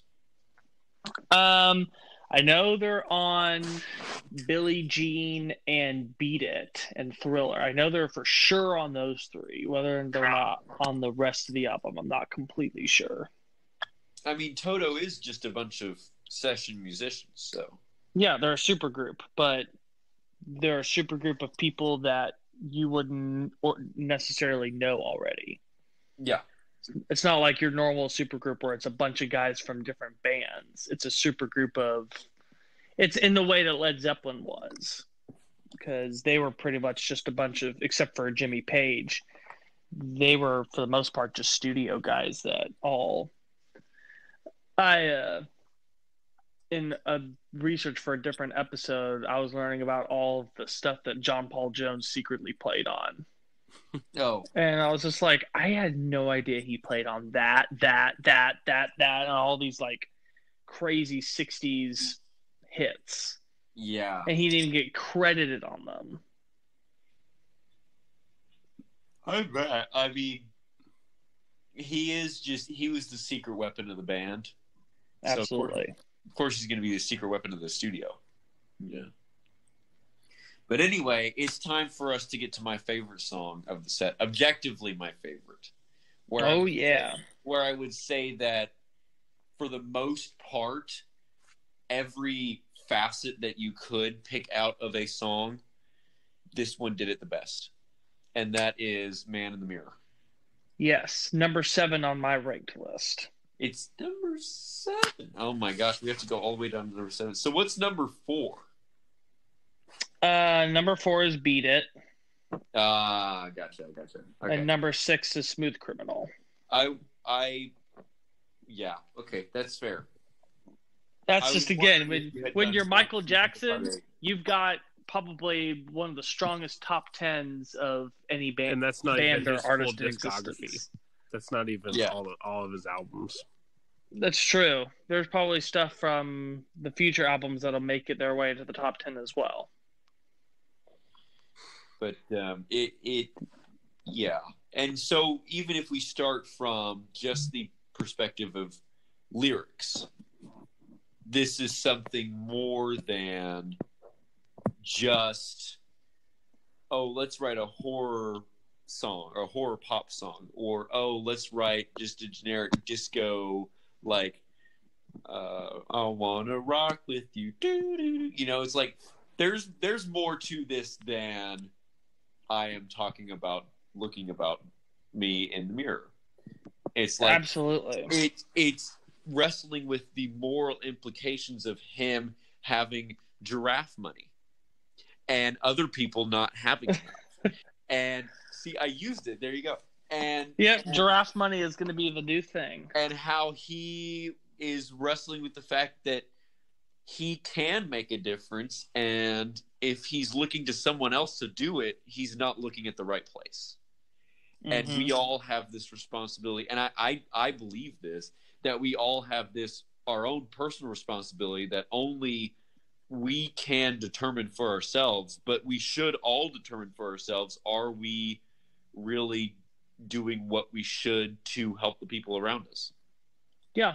I think that's good.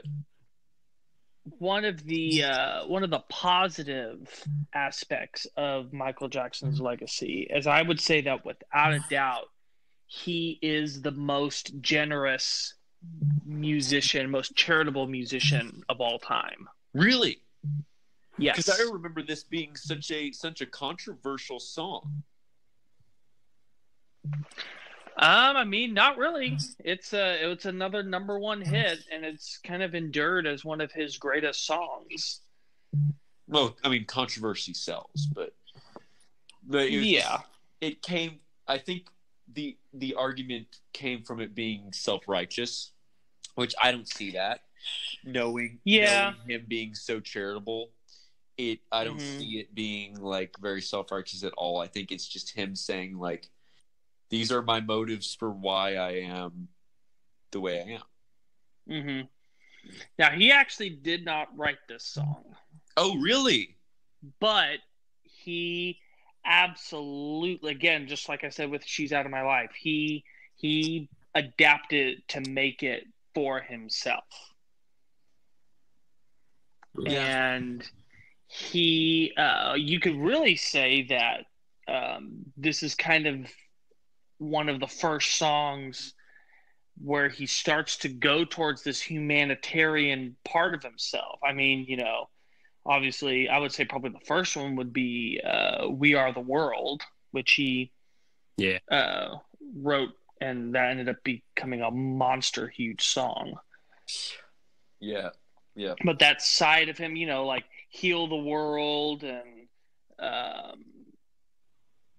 Earth Song, to where he's really trying to have this, be good to each other, take care of the planet type songs, where and this is again feeding into why I think that he was not doing what he did with All the Children, was that he truly had this, in a way, a childlike view of just saying, if we could all just be better to each other, the world would be a better place. Like, he viewed it in such simple terms. Yep. Mm-hmm. Like, he was someone that gave his money away, like, almost limitlessly. Like, when I say that he had giraffe money, he didn't have the giraffes just for himself. The reason is so that for everyone that came there, he could give someone an experience they would never forget. He visited more hospitals than probably any other musician, visiting sick kids and giving them, doing Make-A-Wish Foundation type stuff. Inviting so many people on the road with him, inviting so many people to Neverland, giving to all these different organizations. Like, I would say without a doubt, he is the most charitable musician ever.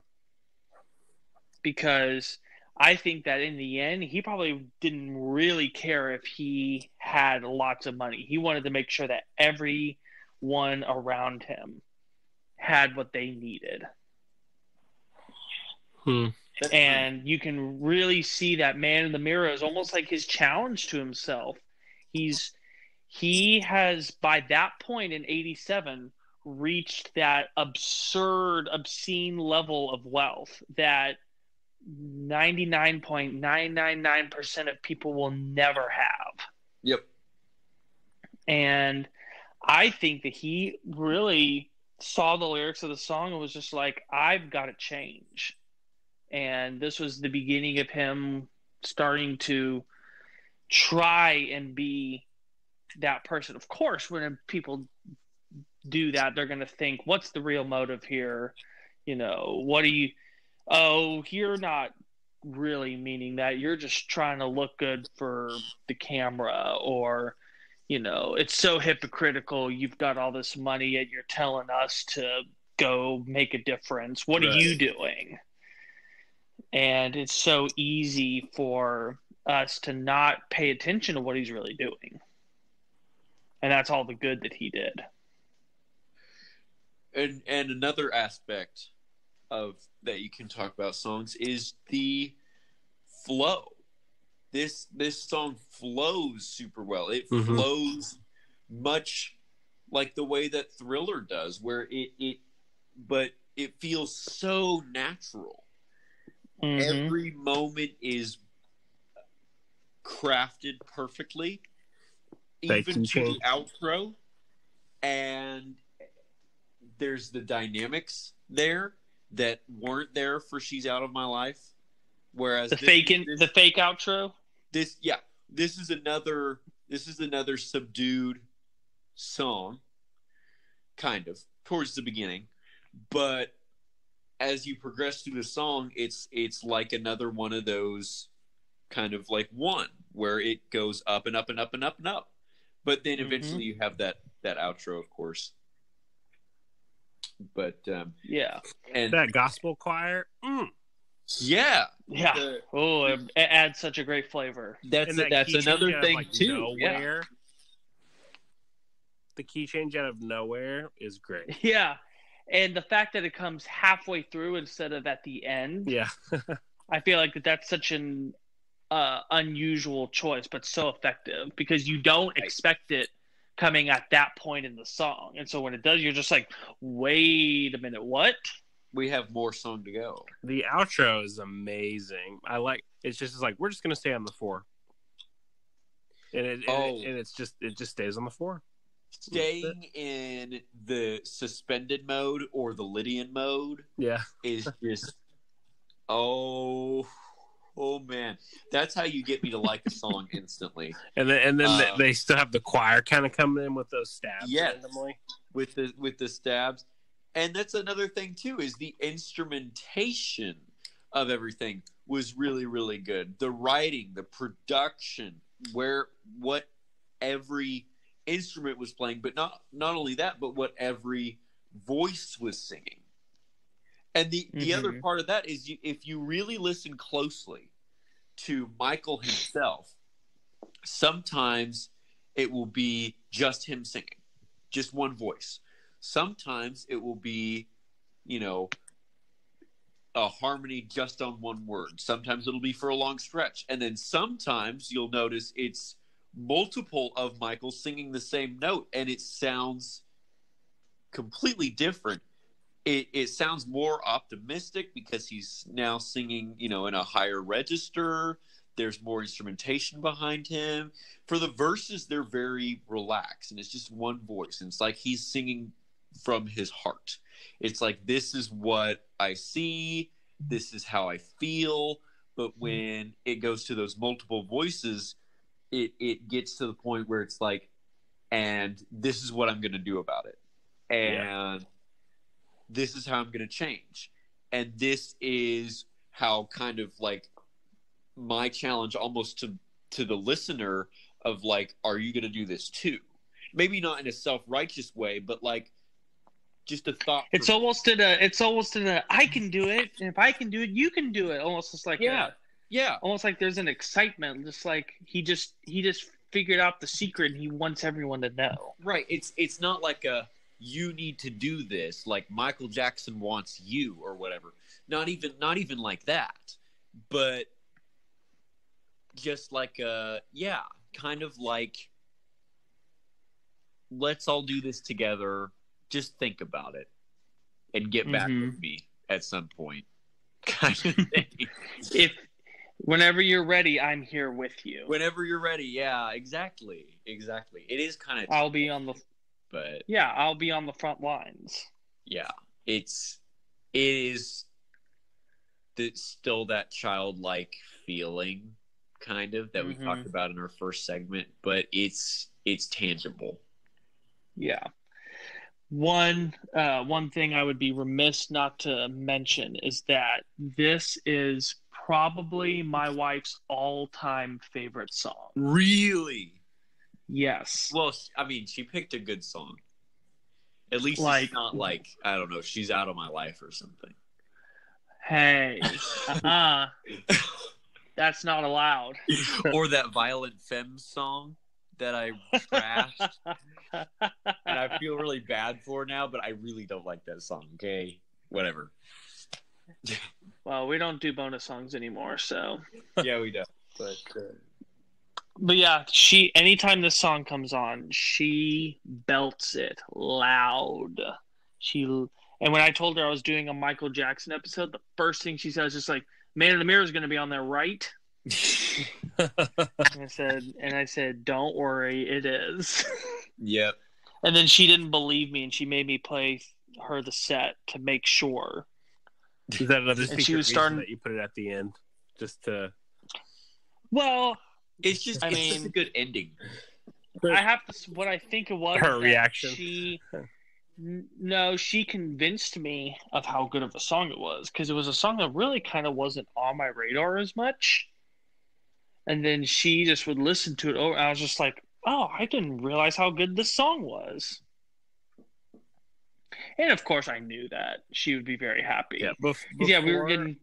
Before I listened to the set, I would have said that Man in the Mirror. It's kind of like the typical cliche Michael Jackson song that I don't like. Really? Okay. It's just like, oh, Man in the Mirror. Okay. Man in the Mirror. Great. It's the Michael Jackson song that got really famous that I didn't think was that good. I thought it's like Justin Timberlake and Mirrors, where I'm just like, I freaking hate that song. I will say I had a strong negative prejudice towards this song before I actually listened to it in the set. And that's exactly where I'm at. I'm telling you, the set, it's so important, and it changes. I know. It is.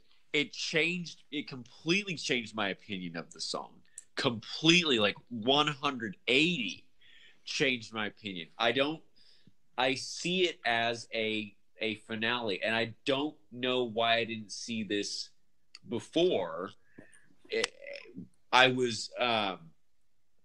had to have been like 8 or 9 or something, and it was probably because it's probably around the time that Michael Jackson died. It was when Astro Boy came out, that animated movie. We and some family friends. Oh, I love Astro Boy. And another. I never saw that movie. All the boys went to go see Astro Boy, and all the girls went to go see the Michael Jackson movie. Oh. And so Astro Boy actually finished first, and so then we may or may not have broken the law, but like caught the last portion of the Michael Jackson movie. And this is it. And this was the song, I think, at the end of the movie. That makes sense. And it makes so much sense now why they would put it there, because it is in that suspended Lydian mode of like, we are now transcending. You know, it's the transcendent ending. And even at the end of a set, like holding out on the 4 like that, you could just imagine him just leaving the stage and waving and bowing, and while that's going on, and then he just leaves, you know. Or the band just doesn't want to leave the stage. Almost like the lights are almost out. Yeah, it's like, how do you end after that? And it's like they don't want to put down their instruments. No one wants to go home, but it's time for the concert to be over. And you can just leave everyone on such a positive note as well. It's almost like the song ends and they have like something to do. They've got an action step to take now. Michael Jackson just told them to make that change. So by God, you're going to do what he says. You do what he says. Yeah. Anyway, that's great set. That is our set.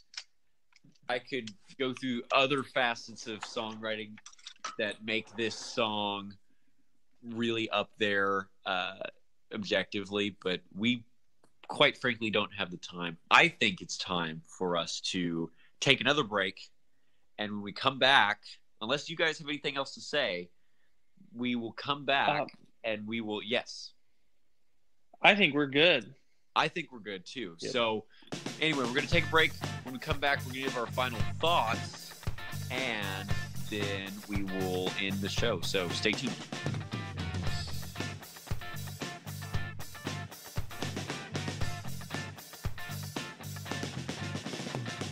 Hey everybody, welcome back to the Good Music Podcast. We just got done with segment number 2, which is our weekly playlist. Our 6 songs from Michael Jackson were Billie Jean, The Way You Make Me Feel, Rock With You, She's Out of My Life, Thriller, and Man in the Mirror. And now it's time for our final segment, which is Final Thoughts. So, Grant, after listening to the set, and we kind of talked about this last time with Man in the Mirror, but after listening through the set, which everyone listening should go do for themselves, how has the set list in our discussion today changed your thoughts or influenced your thoughts on Michael Jackson as a whole?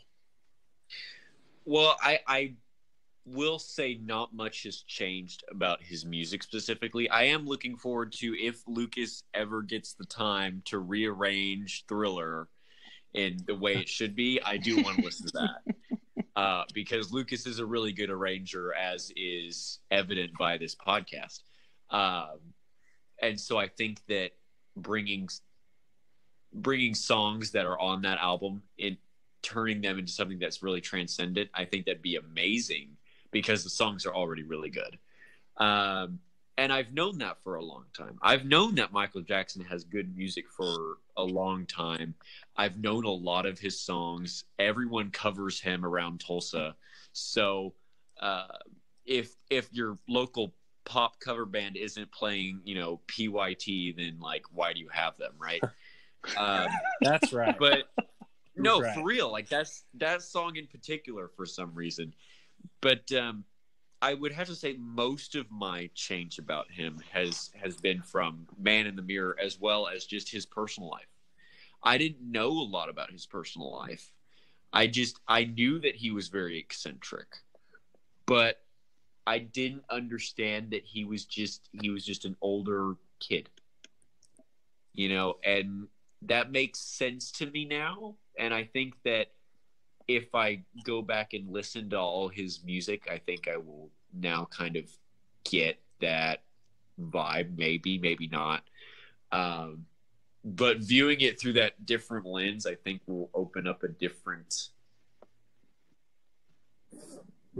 facet to me about him just as an artist. And I think that it's too early to tell what the implications of that are going to be with me listening to his music. But I'm very open-ended after this podcast. It's answered a lot of questions and raised twice as many. Yeah. I think for me, and I don't know if that's what Lucas wanted with this, but that's what's happened. So yeah, I want you to be left wanting more. Okay, good. Then there you go. You did your job. If you're just like, I now know everything I need to know and I don't need to revisit again, then it's just like, well, darn it. Well, but yeah. So that's with me. I think that this set list was the perfect set list for people that have never really dived into Michael Jackson as much, which I think is actually becoming more and more popular because like the next generation of musicians, Michael Jackson, died in 2010, and some of the people listening to this were like 12, whenever that happened, and never really got to experience his music, whenever they were younger, like we did. But I think Lucas, this was great. I think thank you. Even though I had heard all of these songs before, the ordering them was really important, especially for Man in the Mirror. I think the two things: one, from a songwriting standpoint, it's good to go back and just look at the greats, because you start to see kind of a pattern in their songwriting from the great songs that they do write, and it just kind of brings you back to center to be like, okay, yeah, this is, at the end of the day, like, songwriting is an art, but it not that it's super formulaic, but like there's just things that everyone's ear just gravitates towards stylistically, Mm-hmm. So it was good to kind of revisit it on that kind of level. But I think I haven't like really gone back and listened to Michael Jackson in a long time, and so after taking another listen through the set list, it just kind of like solidifies him as the king of pop. Like, it's just kind of, he still has that kind of indisputed, kind of heavyweight champion of the world title still just draped over his shoulders. And I don't think that we're going to get, I guess people have gotten close in the pop realm to being on that status, but they always just come just shy of Michael. Mm-hmm. And so going back through, I think it's just increased my respect, because a long time it's like, okay, yeah, Thriller is a great song, and then you go back and you actually like listen to it the way that we listen to the songs, and it's just like, wow, Thriller is an incredible song. Thriller's not just like, oh yeah, that's a good song. It's like Thriller is a ridiculously good song. And so just going back through, you just gain a lot more respect. So that would be my take. Yeah. So for me, I think just the biggest takeaway is just truly understanding how good of an artist Michael Jackson was, because I was more in the camp of he's a good singer, he's a good performer, but I didn't view him as much as an artist, as a musical genius. I kind of always described him as just he happened to have the right songs at the right time and he had a really good voice. Mm-hmm. And I kind of never saw it more than that. This research has completely flipped that entire concept in my mind. I now see him as someone that deserves every bit of recognition and admiration, because not anyone else could have done what he did, and no one else has. He is, again, he's in that upper echelon of the musicians that no one else could have done what they did. He is not only what I would say probably the greatest performer of all time. And, you know, even topping Freddie Mercury. I say just, you know, in the rock and roll world, nobody touches Freddie. But if you're going to talk about just, and especially just as I was watching, like, we didn't even really talk about his dancing. Yeah. And that was such a, just really kind of watching a lot of that for the first time. And from an adult perspective, just paying attention to the way he's doing his moves. Like, when you're watching him as a kid, you're just like, whoa, cool moves. But maybe edit that out. Grant, yeah, make a note. Nasty cough. Just the way that he choreographed everything, and it's just like, I don't know how he did it.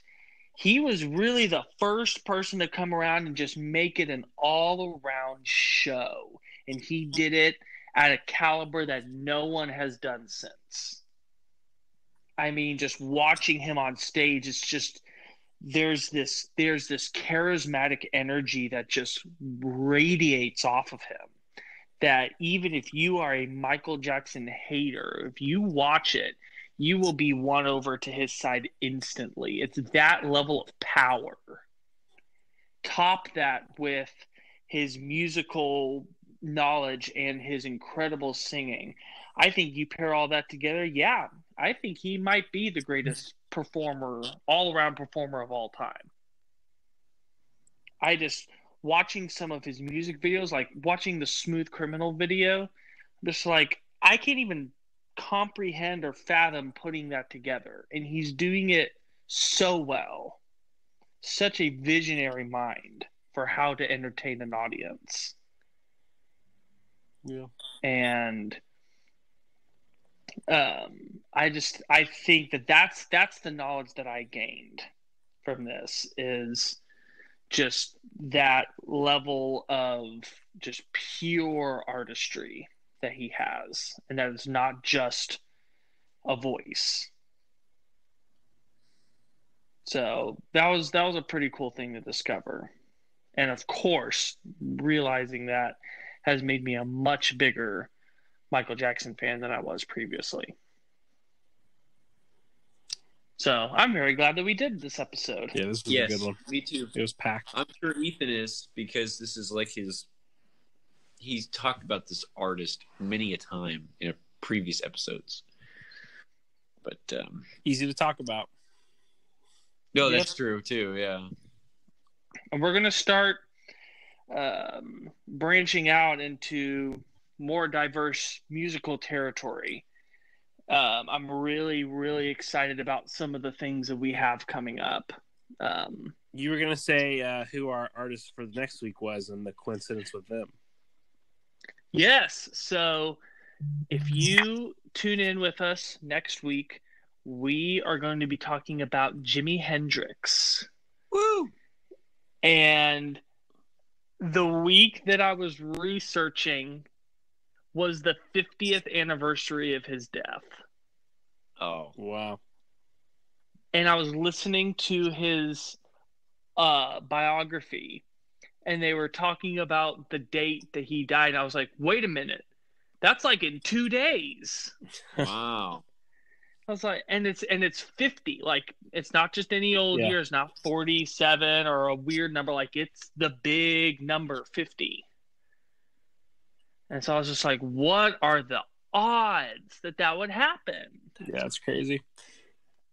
I'm excited about Jimmy. I have a very, very, very basic understanding of anything that Jimi Hendrix has done. I will say Same with me. It's a big reason. Well, and because this is the first of our fan suggestions. We've gotten multiple people asking for a Jimi Hendrix episode. Yeah. But I also was very interested because, like, I knew next to nothing about him. Yeah, this is literally going to be one of those set lists where even looking at the songs, I'm just like, I don't know these. Yeah, this was a very fun set list to build because it was all built based on me having to do the listening first. Because I was just like, I have no idea what songs I'm going to pick. Yeah. So, yeah, tune in next week, 9 a.m. Central, to hear us talk about Hendrix. Hit the subscribe button, and it'll let you know when that episode is available. And just thank you guys so much for continuing to support us, for listening to us. If you want to continue to support, head on over to Patreon, become a patron, and follow us on social media. We've got episodes on YouTube now, so if you like that platform, you can check us out there. And let us know what artists you want us to cover in the future. We are definitely really just starting to spread out musically. We're not just going to be talking about rock and roll and heavy metal anymore. We're going to start getting into pop and R&B and funk and jazz and classical music and everything in between. You know, if as long as it's good, we're going to talk about it. So make sure that you guys are letting us know who it is that you want us to cover in a future episode. And I believe that's it. I'm Lucas. I'm Grant. And I'm Ethan. Keep on listening to good music.